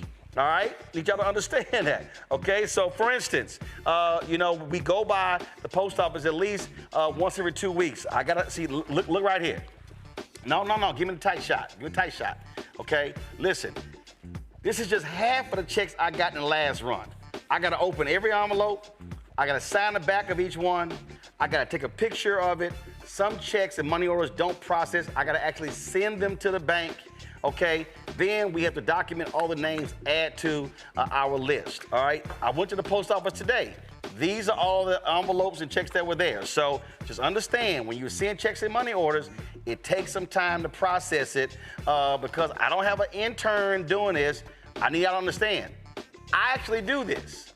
I don't want your money in the hands of, I actually am the one who goes to the post office. I'm the only one got a key. Who picks this stuff up, who sits at my kitchen table, opens each envelope, separates the envelope from the notes y'all got inside, the check and money order, then I sign the back of all of them, then I do the mobile deposit. It's a whole process, y'all. Just want to let y'all know that. So checks and money order, make it payable to Roland Martin Unfiltered. Send it to P.O. Box 57196, Washington, D.C., 2003. Come on, put it back on the screen. Guys, thank you very much. Let's go. P.O. Box 57196, Washington, D.C., 2003, 7-0196. PayPal's R. Martin Unfiltered. Venmo is RM Unfiltered. Zelle, Roland at RolandSMartin.com. Roland at RolandMartinUnfiltered.com. Be right back.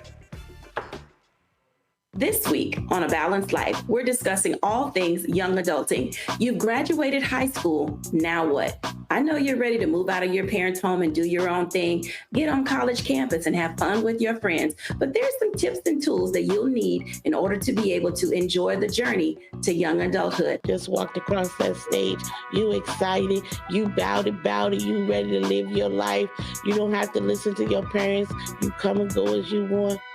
But do you have the funds to live the lifestyle that you have grown accustomed to? That's all next here on A Balanced Life with Dr. Jackie on Black Star Network. On the next Get Wealthy with me, Deborah Owens, America's Wealth Coach, Black Americans have 1/10 the wealth of their white counterparts. But how did we get here? It's a huge gap.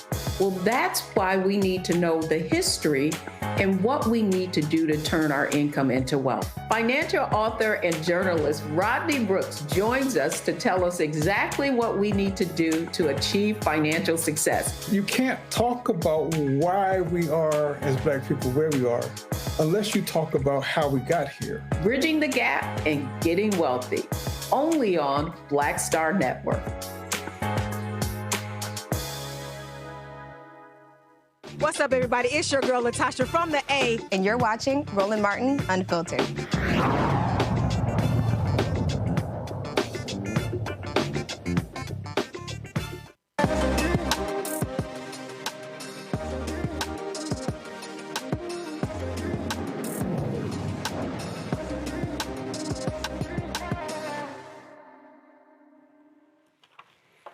All right, folks, on tonight's ShopBlackStarNetwork.com marketplace, we're bringing the world straight to your plate. International travel chef Joanne Thomas has traveled the globe, tasting cuisine and savoring flavors from the bustling streets of Paris to the vibrant markets of Morocco. Now she's sharing those tastes with us. She takes us inside to, of course, some new products that she has launched. Let's get right into it with Chef Joanne Thomas. How you doing?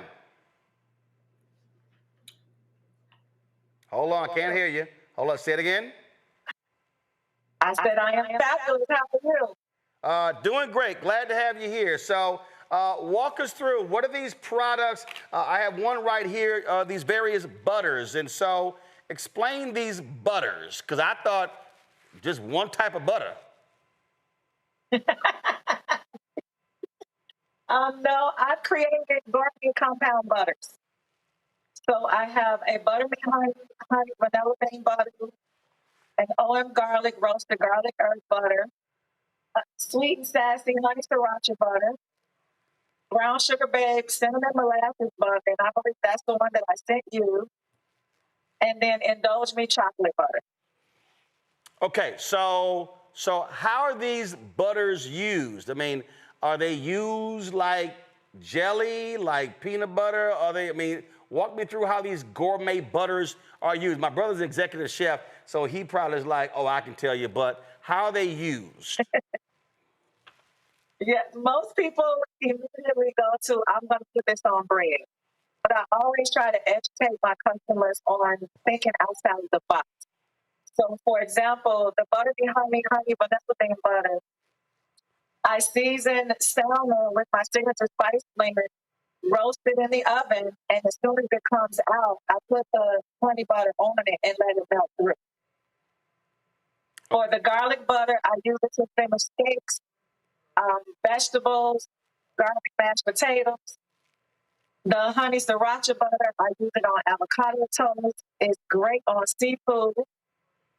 The brown sugar cinnamon butter, a roasted pork loin, sauteed apples. So there's so many different things that you can do. French toast, and then the indulge me chocolate butter.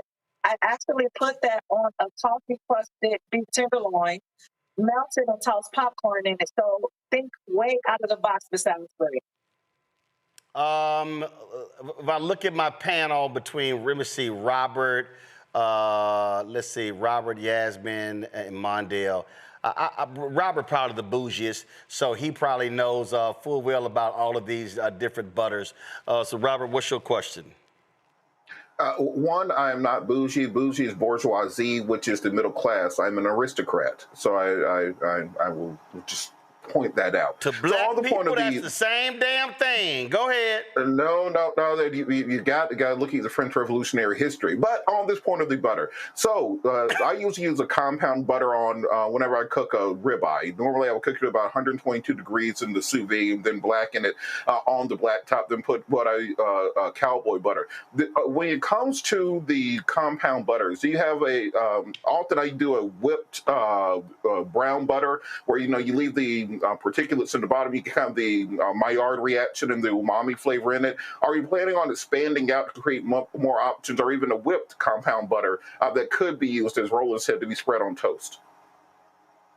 Well, these butters are whipped compound butters. Okay, so those are the details we needed, Roland. Even if we did a sous vide. Go ahead, Joanne, say it again. I said these are whipped compound butters, so you will get that effect that you're trying to get, even if you did a sous vide steak and then put it on the grill. Got it. Yasmin, go ahead. You use any of these butters, Yasmin? Hold on, you on mute. There you go. Come on, guys, have the microphone up, please. The most I use is Yasmin, hold on, Yasmin, say it again. The most you use is what? a garlic butter. The most you use is a garlic butter? Oh, so Joanne's like, look, baby, you gotta increase your palate. Yeah, I'm not as bougie as Robert. All the other compound butters and all the things. I'm not familiar.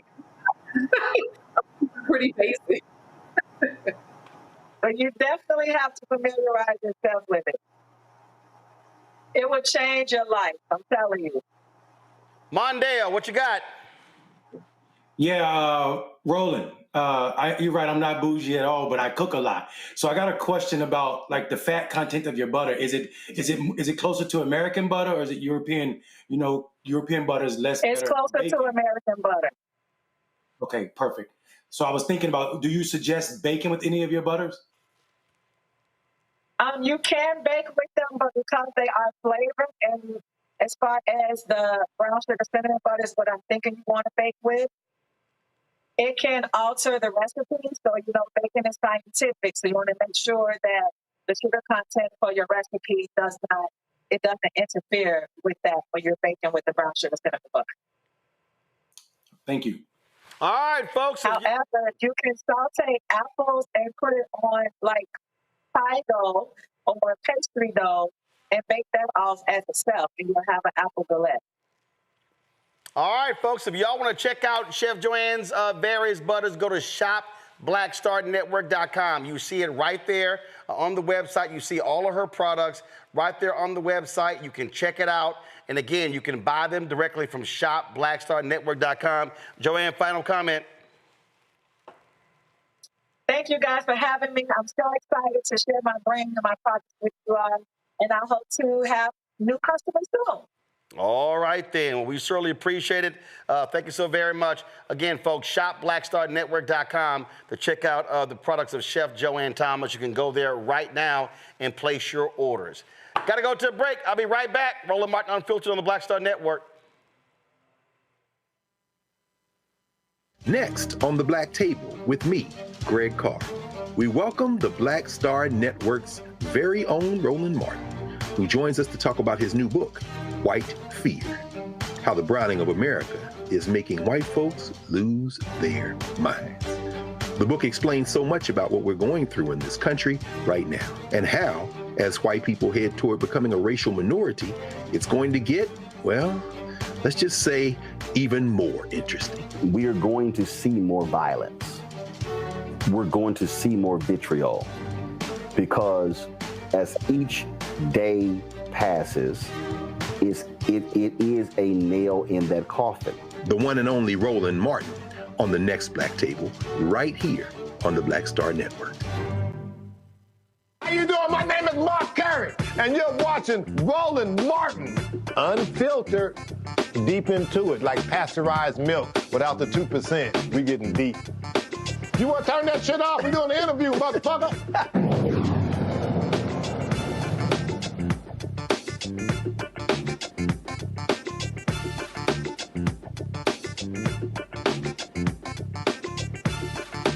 Stupidity that we see happening on cable news all the time. And CNN is a perfect example. So last week on the Abby Phillips show, which airs each night, this fitness person, Jillian Michaels, MAGA, nutcase, I think she's now doing some conservative, The View option, whatever the hell. So they were talking about Donald Trump's attacks on the Smithsonian and how he wants to rewrite history. Again, I have no idea why Jillian Michaels is on a panel discussing news and politics, but I don't book that show. But this stupid thing happened. Listen to this. Have you looked at some of the things that are being reviewed? Slavery was a bad thing that was to talk about. Okay. Like, he's not whitewashing slavery. So he's not? He's not. No, okay. He's not. And you cannot tie imperialism and racism and slavery to just one race, which is pretty much what every single exhibit does. But let's talk about the fact that when you look at slavery, let's talk about the fact that slavery in America was. Do you realize that only less than 2% of white Americans owned slaves? But it was a system of white supremacy. You realize that slavery is thousands of years old? White people were Do you know who was the first race to try to end slavery? Well, what's controversial? I'm very surprised. This is an extraordinary exercise in historical revisionism. I'm really surprised. Do you realize that? Jillian, I'm surprised that you're trying to litigate who was the beneficiary of slavery and who was not. What I'm trying to tell you is that in the context of American history. Okay. In the context of American history, what are you saying is incorrect by saying that it was white people oppressing black people? Every single thing is like, oh, no, this is all because white people bad.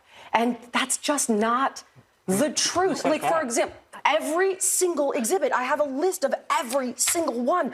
Like, people migrated from Cuba because white people bad. Not because of Castro. Yes, no, it's in there. That's what I'm saying. You don't actually know what's in there. Do you know that when you walk in the front door, the first thing you see is a gay flag? One, she's a clown and an idiot. So then when she decided to speak somewhere else a few days later, she tried to further explain her nonsense.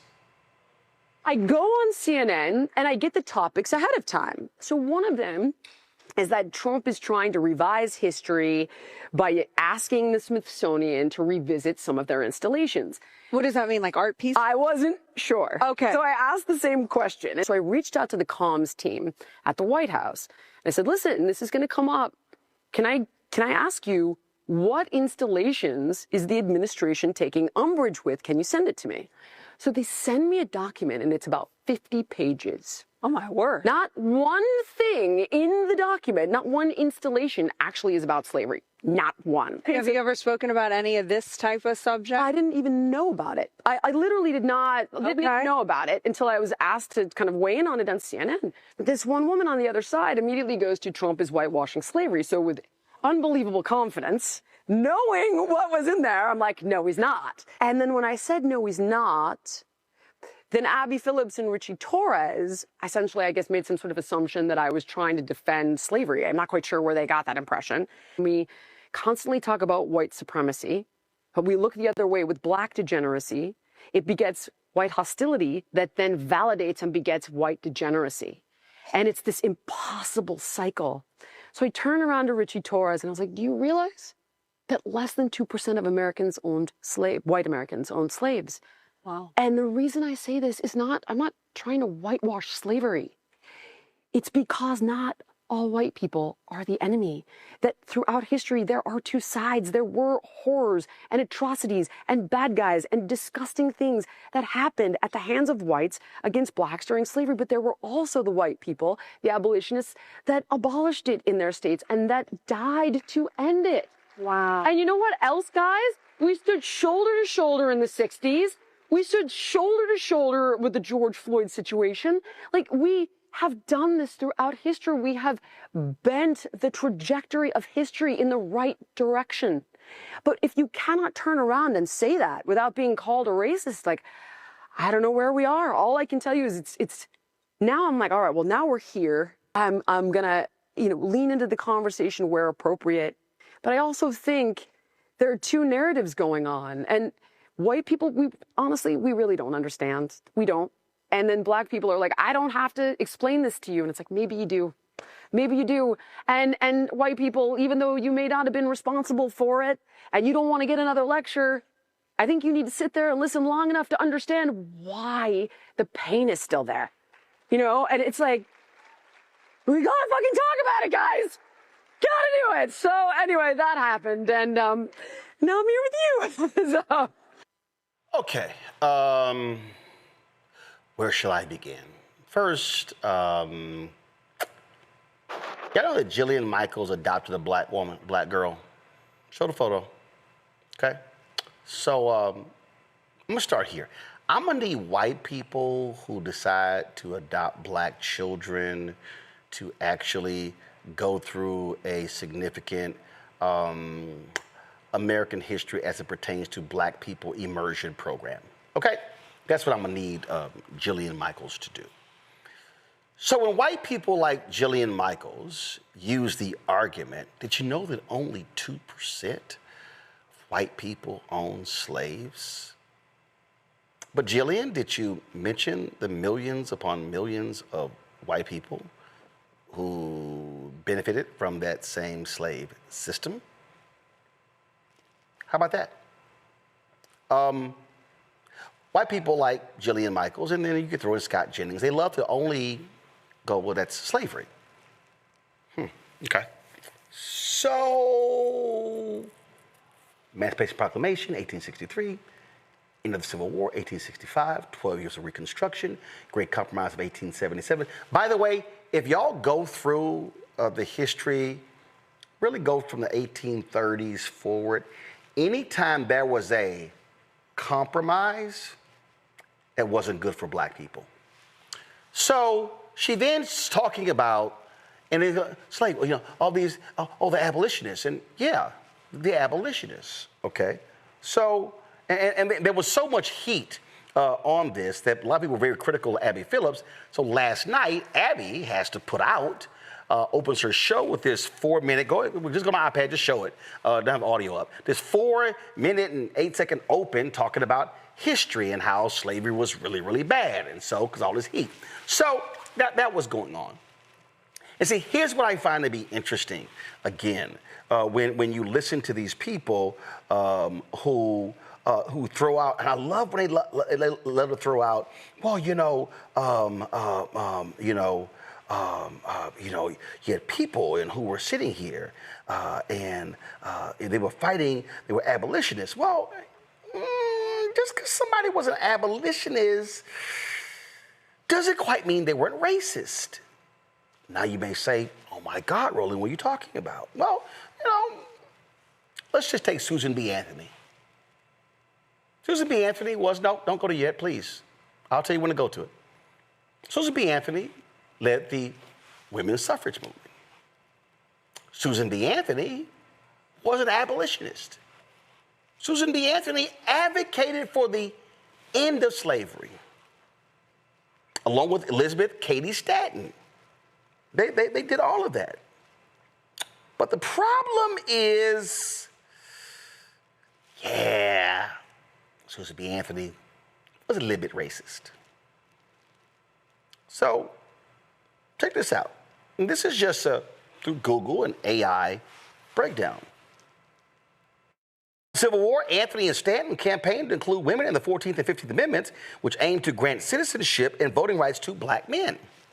They were disappointed when these amendments did not extend voting rights to women and expressed concerns about limiting women's opportunities by making citizenship solely a privilege for men. Anthony's rhetoric during this period sometimes reflected the racial prejudices of the time. She argued, this is Susan B. Anthony, y'all, she argued that educated white women would be better voters than, quote, ignorant black men or immigrant men. She used a racial slur in talking to Frederick Douglass, which he called her ass out on it. And remember, Sojourner Truth, remember the poem, Ain't I a Woman? Well, that poem was written in response to Susan B. Anthony because they didn't see fighting for the rights of black women in the same vein as for white women. So, although Susan B. Anthony was an abolitionist, she's also racist because she said, how dare you give black men the right to vote, those ignorant black men, over us white women. And she actually said that white women would be better custodians of the vote than those black people. So you go after the Great Compromise of 1877, then you got 92 years of Jim Crow. I love it how people like Jillian Michaels act like that never happened, like Jim Crow just kind of was there. It was literally, officially 92 years. Reconstruction Amendments, 13, 14, 15. Led by radical Republicans. White people didn't have to have a law passed that said they had the right to vote. It was simply assumed. Initially, it was white men. Initially, it was property owners. And then through, as Barbara Jordan said in the Watergate hearings, through interpretation, through amendments, she said, now, the Constitution now included me in We the People. But even when that was the case, did not fully include us. And so when the Jillian Michaels of the world love to recite that only 2% of white people held slaves, but you had a lot of racist white people. And you can go through the 1800s. Then we can go to the 1900s. And Herbert Hoover, you had folks like Ida B. Wells Barnett who were campaigning on behalf of Herbert Hoover. Herbert Hoover was the leader of the lily white faction of the Republican Party, where you had these white Republicans who aligned with the KKK and the Reds to stop black people. Yes, Ethan McKaylee lays it out in his book on the Chicago Defender. Then, of course, you see Woodrow Wilson, Democrat. Hoover was Republican. Wilson, Democrat, one of the most violent racists in the world, brings back segregation in the federal workforce, shows the movie Birth of a Nation in the White House that revived the KKK. He threw William Monroe Trotter out of the White House, that Boston civil rights advocate, black newspaper owner, threw him out of the White House because he dared question him. And hell, we could keep going. President after president after president. See, so this idea that because only 2% of white people own slaves, that somehow does not just erase the literal centuries of white nationalism, white supremacy, white oppression.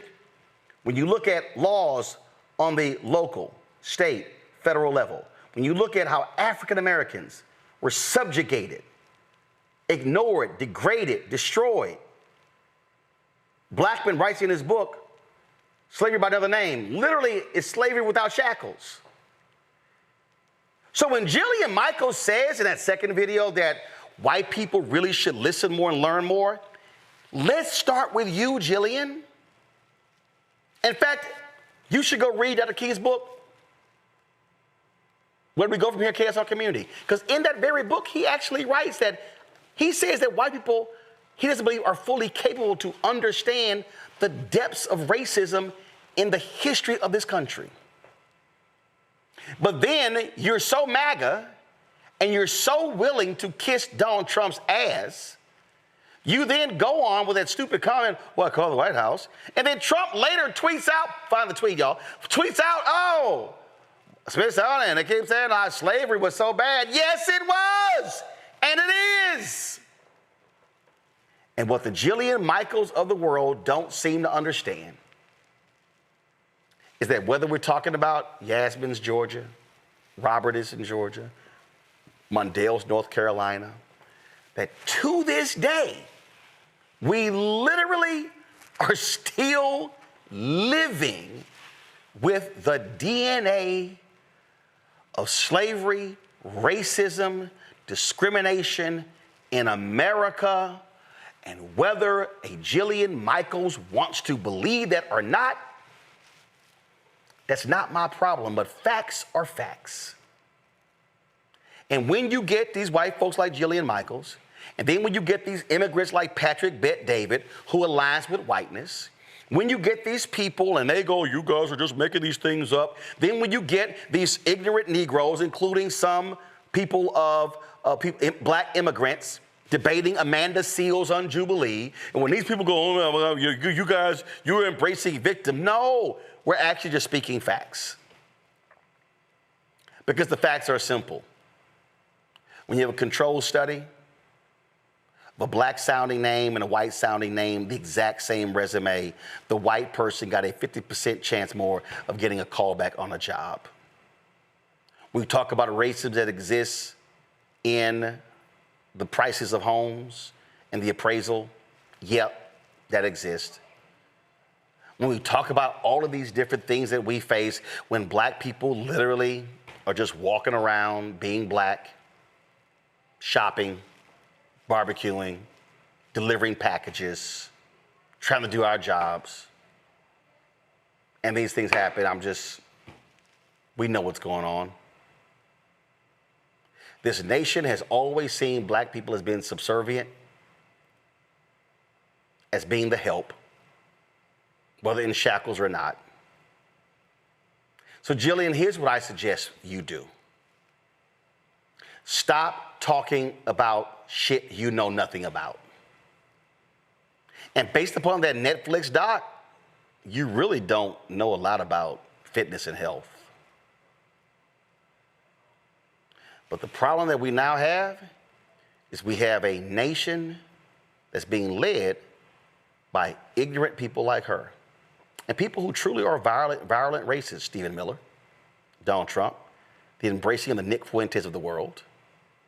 Yeah, it's all happening before our very eyes.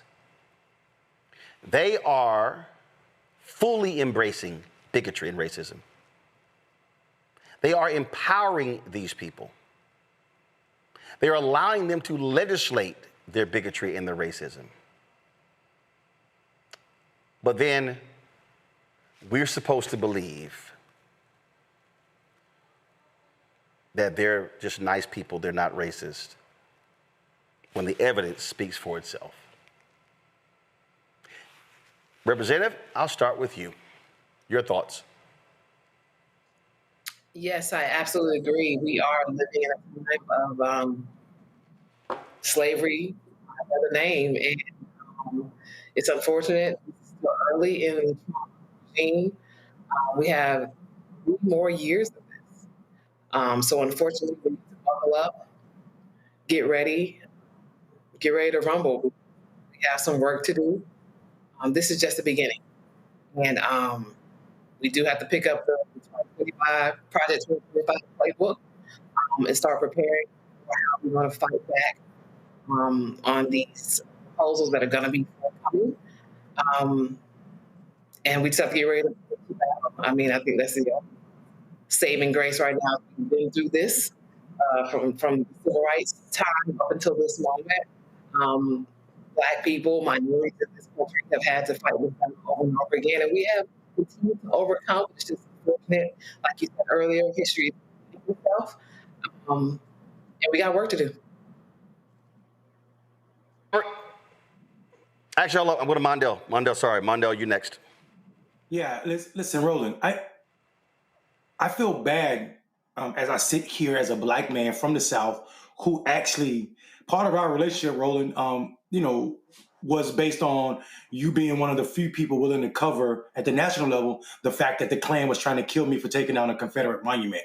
And you calling, checking in on me, and the fact that it's been 2 years since then and I'm still getting death threats, and I don't spend many nights in my bed in a town where I'm mayor because those death threats are still real and coming in. It's part of like why this pisses me off so much. And the fact that this woman has access to a Black child that calls her mother is scary as hell. And you just gave all of those pearls to a group of, this ain't even swine. This is just mess. And let me tell you what I mean by that, because white people count on their base not giving a damn about facts and also just going off of the fact that they get to not deal with the stresses of what it means to be white in a privileged world.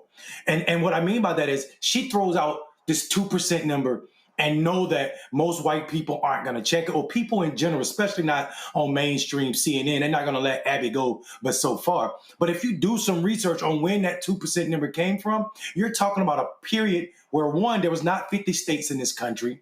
It was only 33. It was 1860s. She's talking about the 1860 census numbers. But that's also misleading because she's counting people from all 33 states, not the 15 states that were slave states at that time. But then if you do something different and you just base it on those 15 states, then that number jumps to 3.2%. But that ain't even enough, Roland. Because if you then remove the slaves, because the enslaved Black people are also counted as part of that population, when you remove them, that number jumps to 4.7. Then if you do something crazy like count the 11 states that decided to secede that year, then that number jumps to 5.7 of people who own slaves. But if you account for the other people in those households, it jumps to 30% fucking percent. Excuse my language. But 30% is a lot larger than the 2% she's trying to paint the narrative as. And that's what white people do. Oh, I didn't own slaves. Yeah, but your kids and your wife would have inherited those slaves had your white ass, talk about the man, died. So this misnomer of 2% is really around 30%. And that's the number that they don't want to talk about. And beyond just ownership, all of white people benefit from the subjugation of Black people.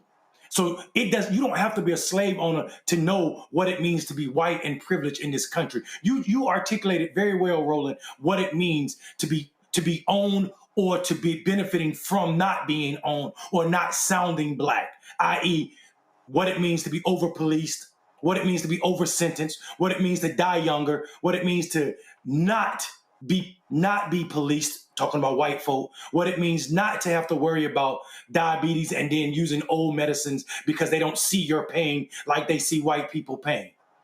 So Jillian Michaels can miss me, her and all of these Trump people trying to rewrite history by going in Smithsonian saying that anything that talks about slavery as bad will be removed because it's woke. And I don't want people to think that it's not woke. You damn right it's woke, and we should all be woke, because the opposite of woke to means to be sleep. And it is a fool that wants to walk around in the middle of the day and pretend to be sleep while these people are erasing Blackness in our eyes, in front of us. Robert, what they desire, what they really and truthfully desire, is for us to shut the hell up. They're like, see, here's what they really are mad at. They're mad that Yasmin, Mondale, yourself, and yours truly, they're like, dang, them Negroes know how to read. See, there's a reason they said, we catch you niggers reading, we gonna kill you. And that's why when slavery was over, when them white abolitionists were trying to come to the South, according to James D. Anderson's book, The Education of Blacks in the South, 1860 to 1935, when them white abolitionists were trying to rush to the South to open schools, they said, hey, we already started. It was 500 schools that already opened. 38% of white kids in D.C. were in school. 92% of black kids in Memphis were in school. Because them formerly enslaved people of African descent, they said when they were enslaved, they said, hold up, it's got to be something real damn powerful about that book for them to want to kill us if we were caught being taught how to read.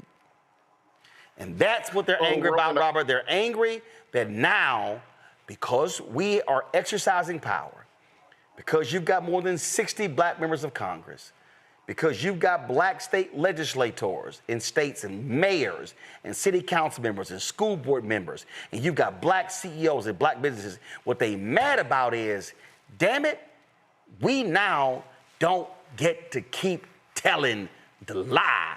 His story has been corrected to real history, and their desire is to go back to the old way of just driving a fictionalized version of America being so nice and wonderful and welcoming and free because, see, when the French gave us that damn statue, the Statue of Liberty, what did white America do? Let's flip this. Oh, no, this is about immigrants. No. The Statue of Liberty was a gift to the United States for the end of slavery. And we played this video, Robert, on the show. And when you talk about that Statue of Liberty, they told the French, because initially the broken chains were supposed to be at the top. And America said, no, hell no. No, we can't have that. We can't have these broken chains on the Statue of Liberty. And they ordered the chain. No, we can't do that. We can't do that, right? They said, we can't do it, Robert. But what they didn't realize, Robert, was that the sculptor was not stupid. Do that. We can't do that, right? They said, we can't do it, Robert. But what they didn't realize, Robert, was that the sculptor was not stupid. Because to the folk who watching, I'm going to pull up for y'all, to the folk who watching, when y'all look at that Statue of Liberty and y'all sit here and y'all see, oh my goodness, you see the torch, and you see this being held high, and you see all of this. You see all of this, and somebody, a sister did the video of it, and they now changed it. You see the holding of the flame, and you see the book being held. But what you don't see, Robert, is the base of the Statue of Liberty, and at her feet are the broken chains. Broken shackles, that's right.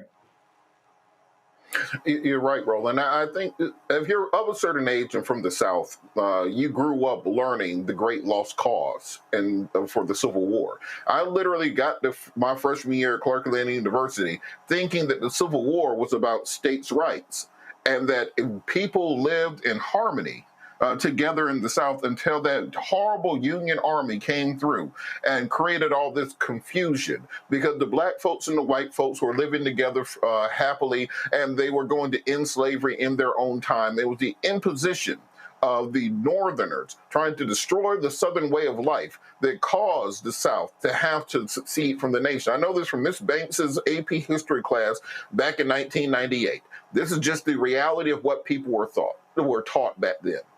And the truth is, the reason they have been going on this campaign against education for the last 30 years is for this exact reason. First, they wanted to go after Common Core. Then they said, well, we have to get rid of quote-unquote critical race theory because they had to make sure that they can control the narrative of history. And once they saw that we had gotten free of the control of that narrative and got way more difficult to control people who actually had a sense of self, a sense of worth, a sense of history, that's when they've came through with people like Jillian Michaels and others who have decided to rewrite history. You can see right now, there are black folks who will swear up and down they have no African ancestry in their DNA. They were either here before or they came over here on the Mayflower.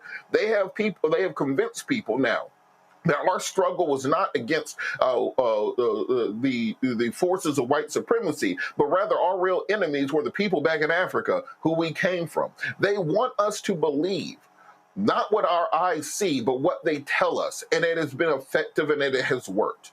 There's a reason they had COINTELPRO. There's a reason that they try to control us through the media and through music.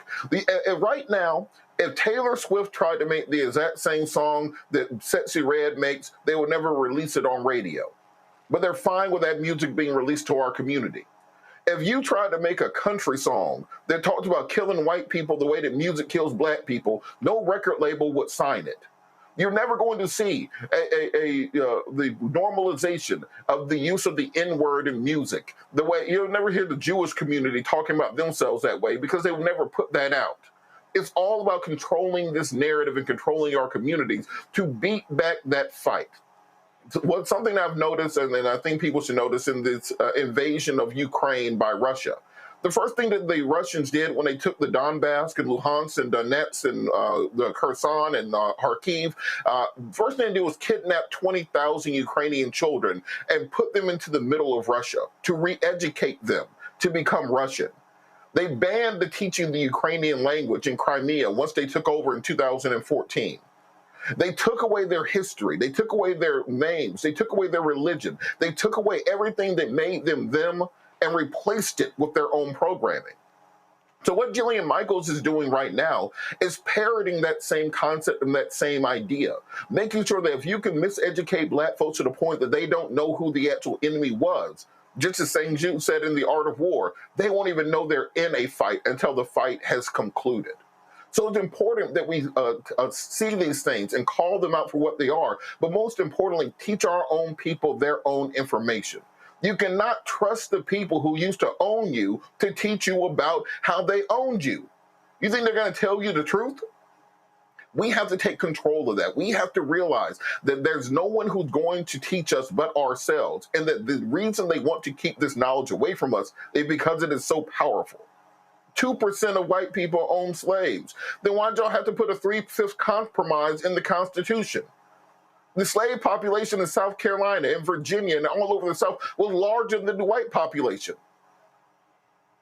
The whole concept is, if they can minimize that, if they can cut that out of history, then guess what? You no longer have a raison d'etre. You no longer have a casus belli to petition for reparations. You no longer have a justification even for affirmative action.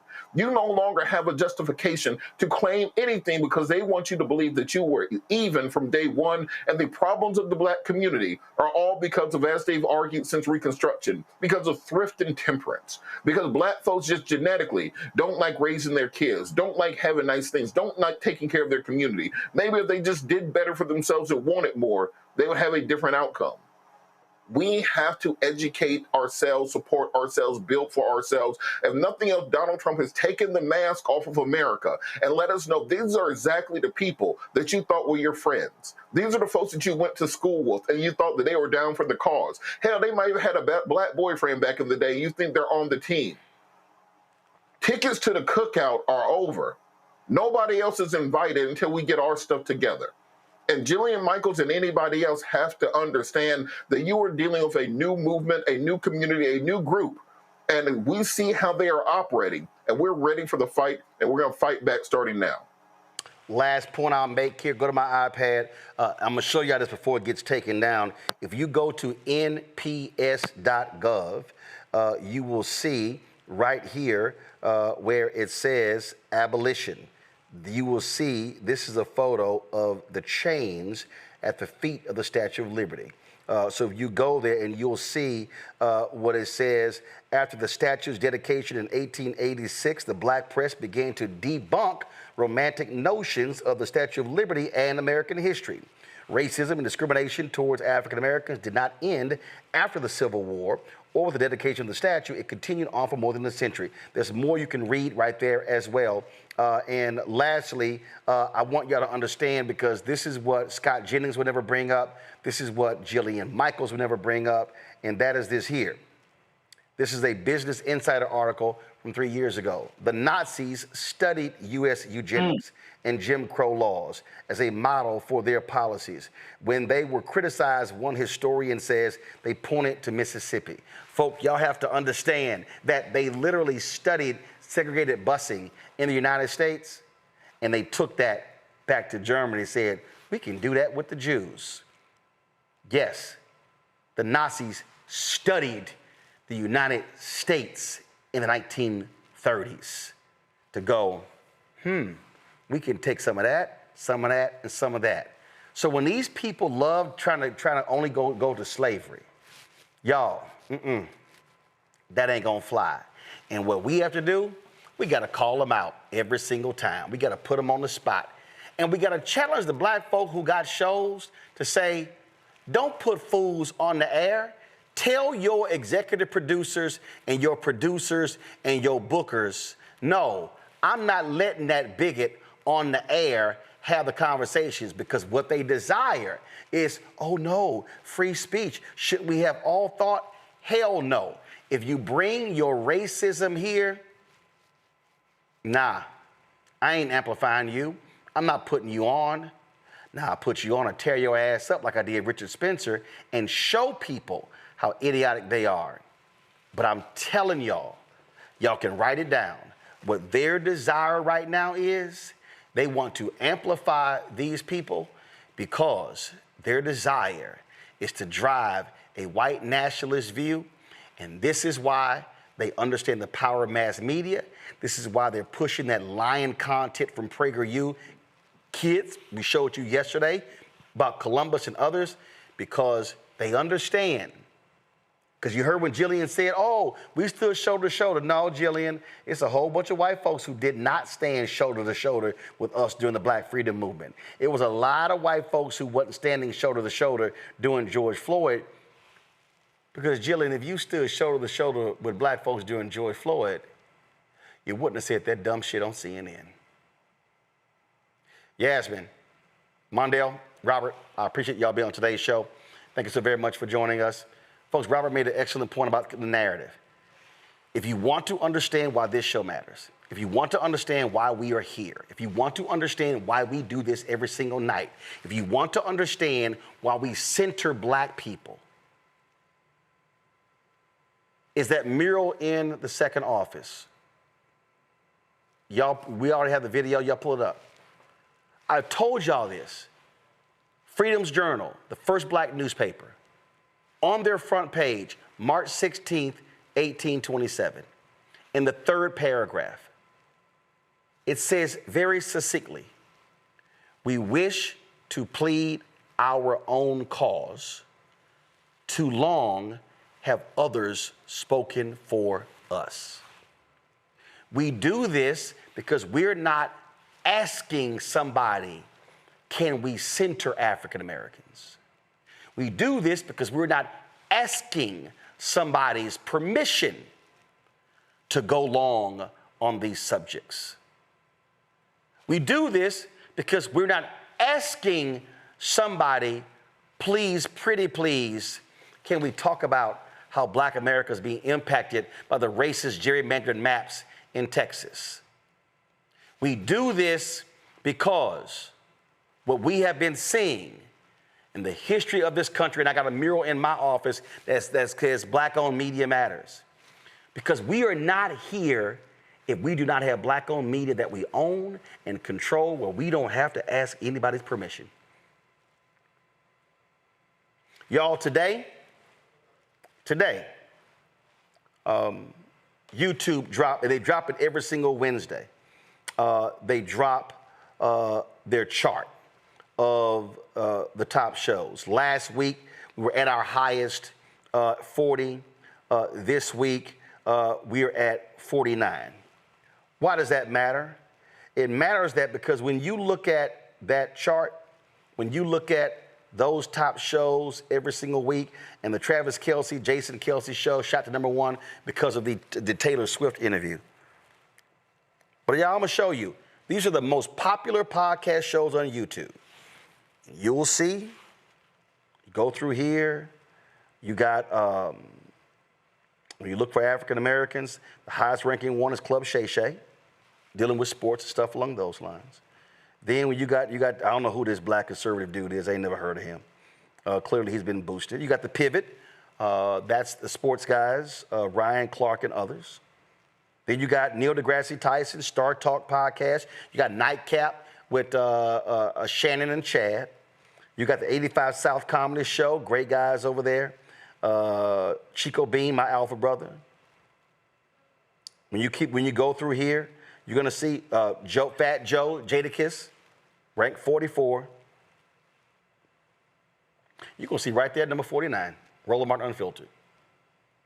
Now, you keep going down this list, and you're looking for the black folks on here, you're going to see Joe Budden podcast. You're going to see, first of all, 5:20 in the morning. That's Jeff Teague and those guys. I met them at the Live Golf Tournament in Indianapolis. You got the Joe Budden podcast right here. Not sure. You got Gilbert Arenas right here at 74.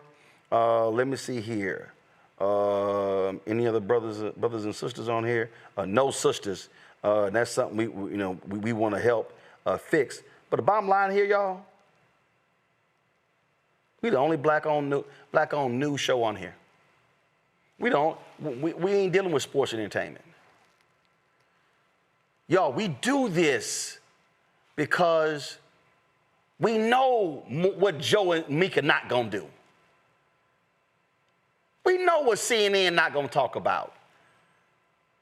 We know Fox News, they got black faces, Harris Faulkner and Lawrence B. Jones, but they ain't there for black people. They there to kiss Donald Trump's ass. We know what ABC, NBC, CBS, we know they scared. They scared to call me. I see folk can't even touch my resume on those shows. See, we don't care because I don't watch them. Because they're not interesting. See, I don't waste my time hoping they call, because on here, I can call my own name. And that's what ownership does. So when we ask y'all to support this, when I see more than 4,000 people on our YouTube channel, and the people on the app, and people on Facebook and on Twitch. Somebody said earlier, man, I don't give about more black people not watching. Y'all, we don't worry about who's not watching. We focus on who is watching. And if we got to do it person by person, day by day, what did I say? We change the minds of one person in the house. It impacts the house.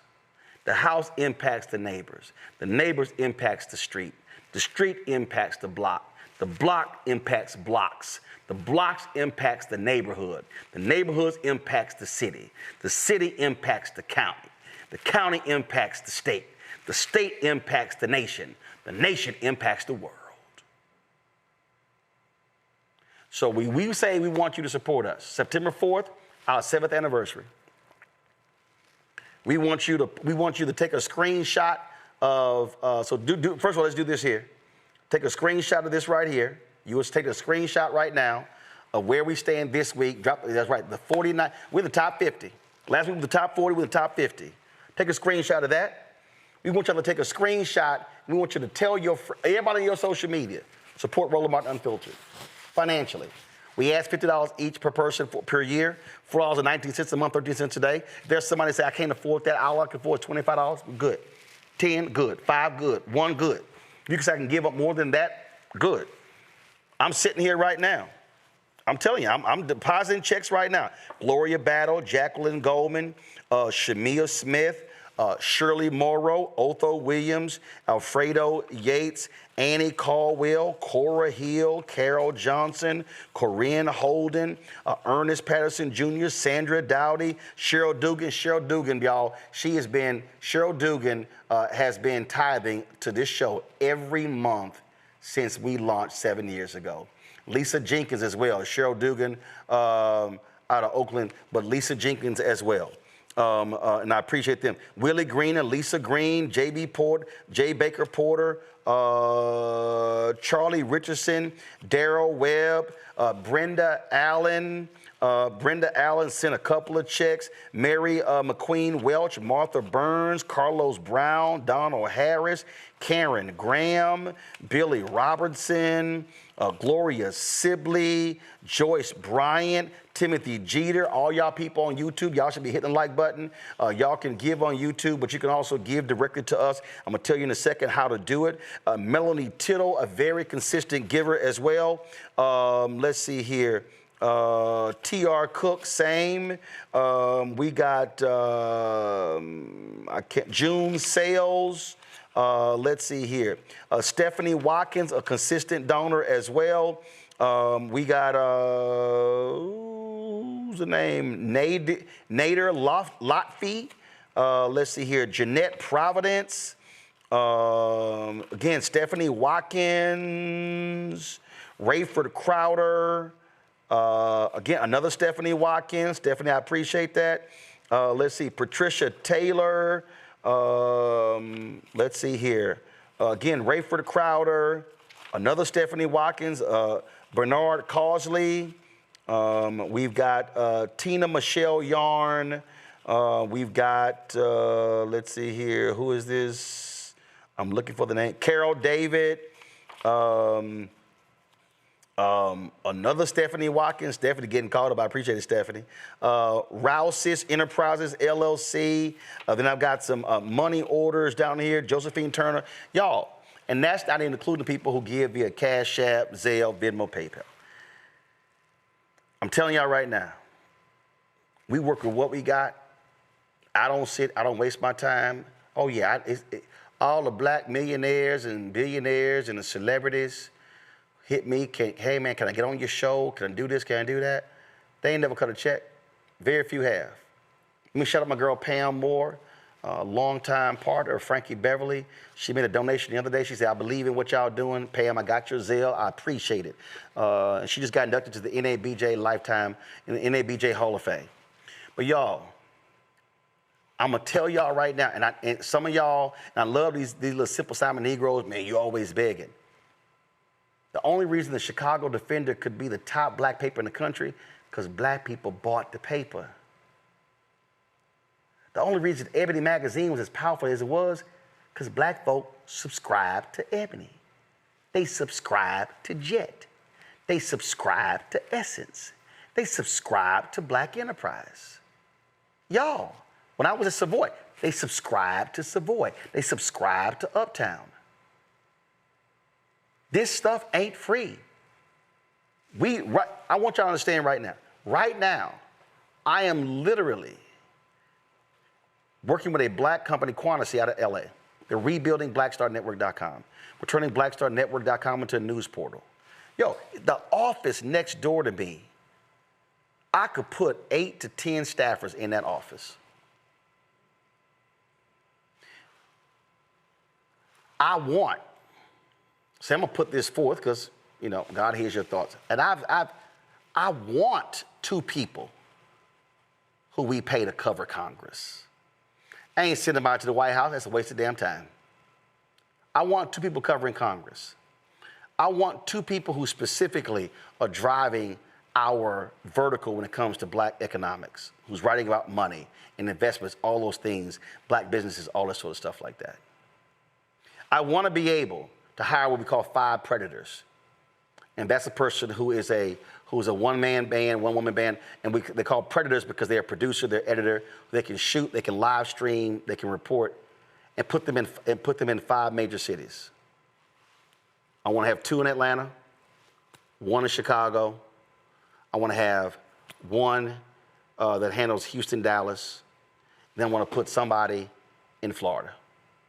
And we want to have more, but I'm talking about how you strategically place people when it comes to content.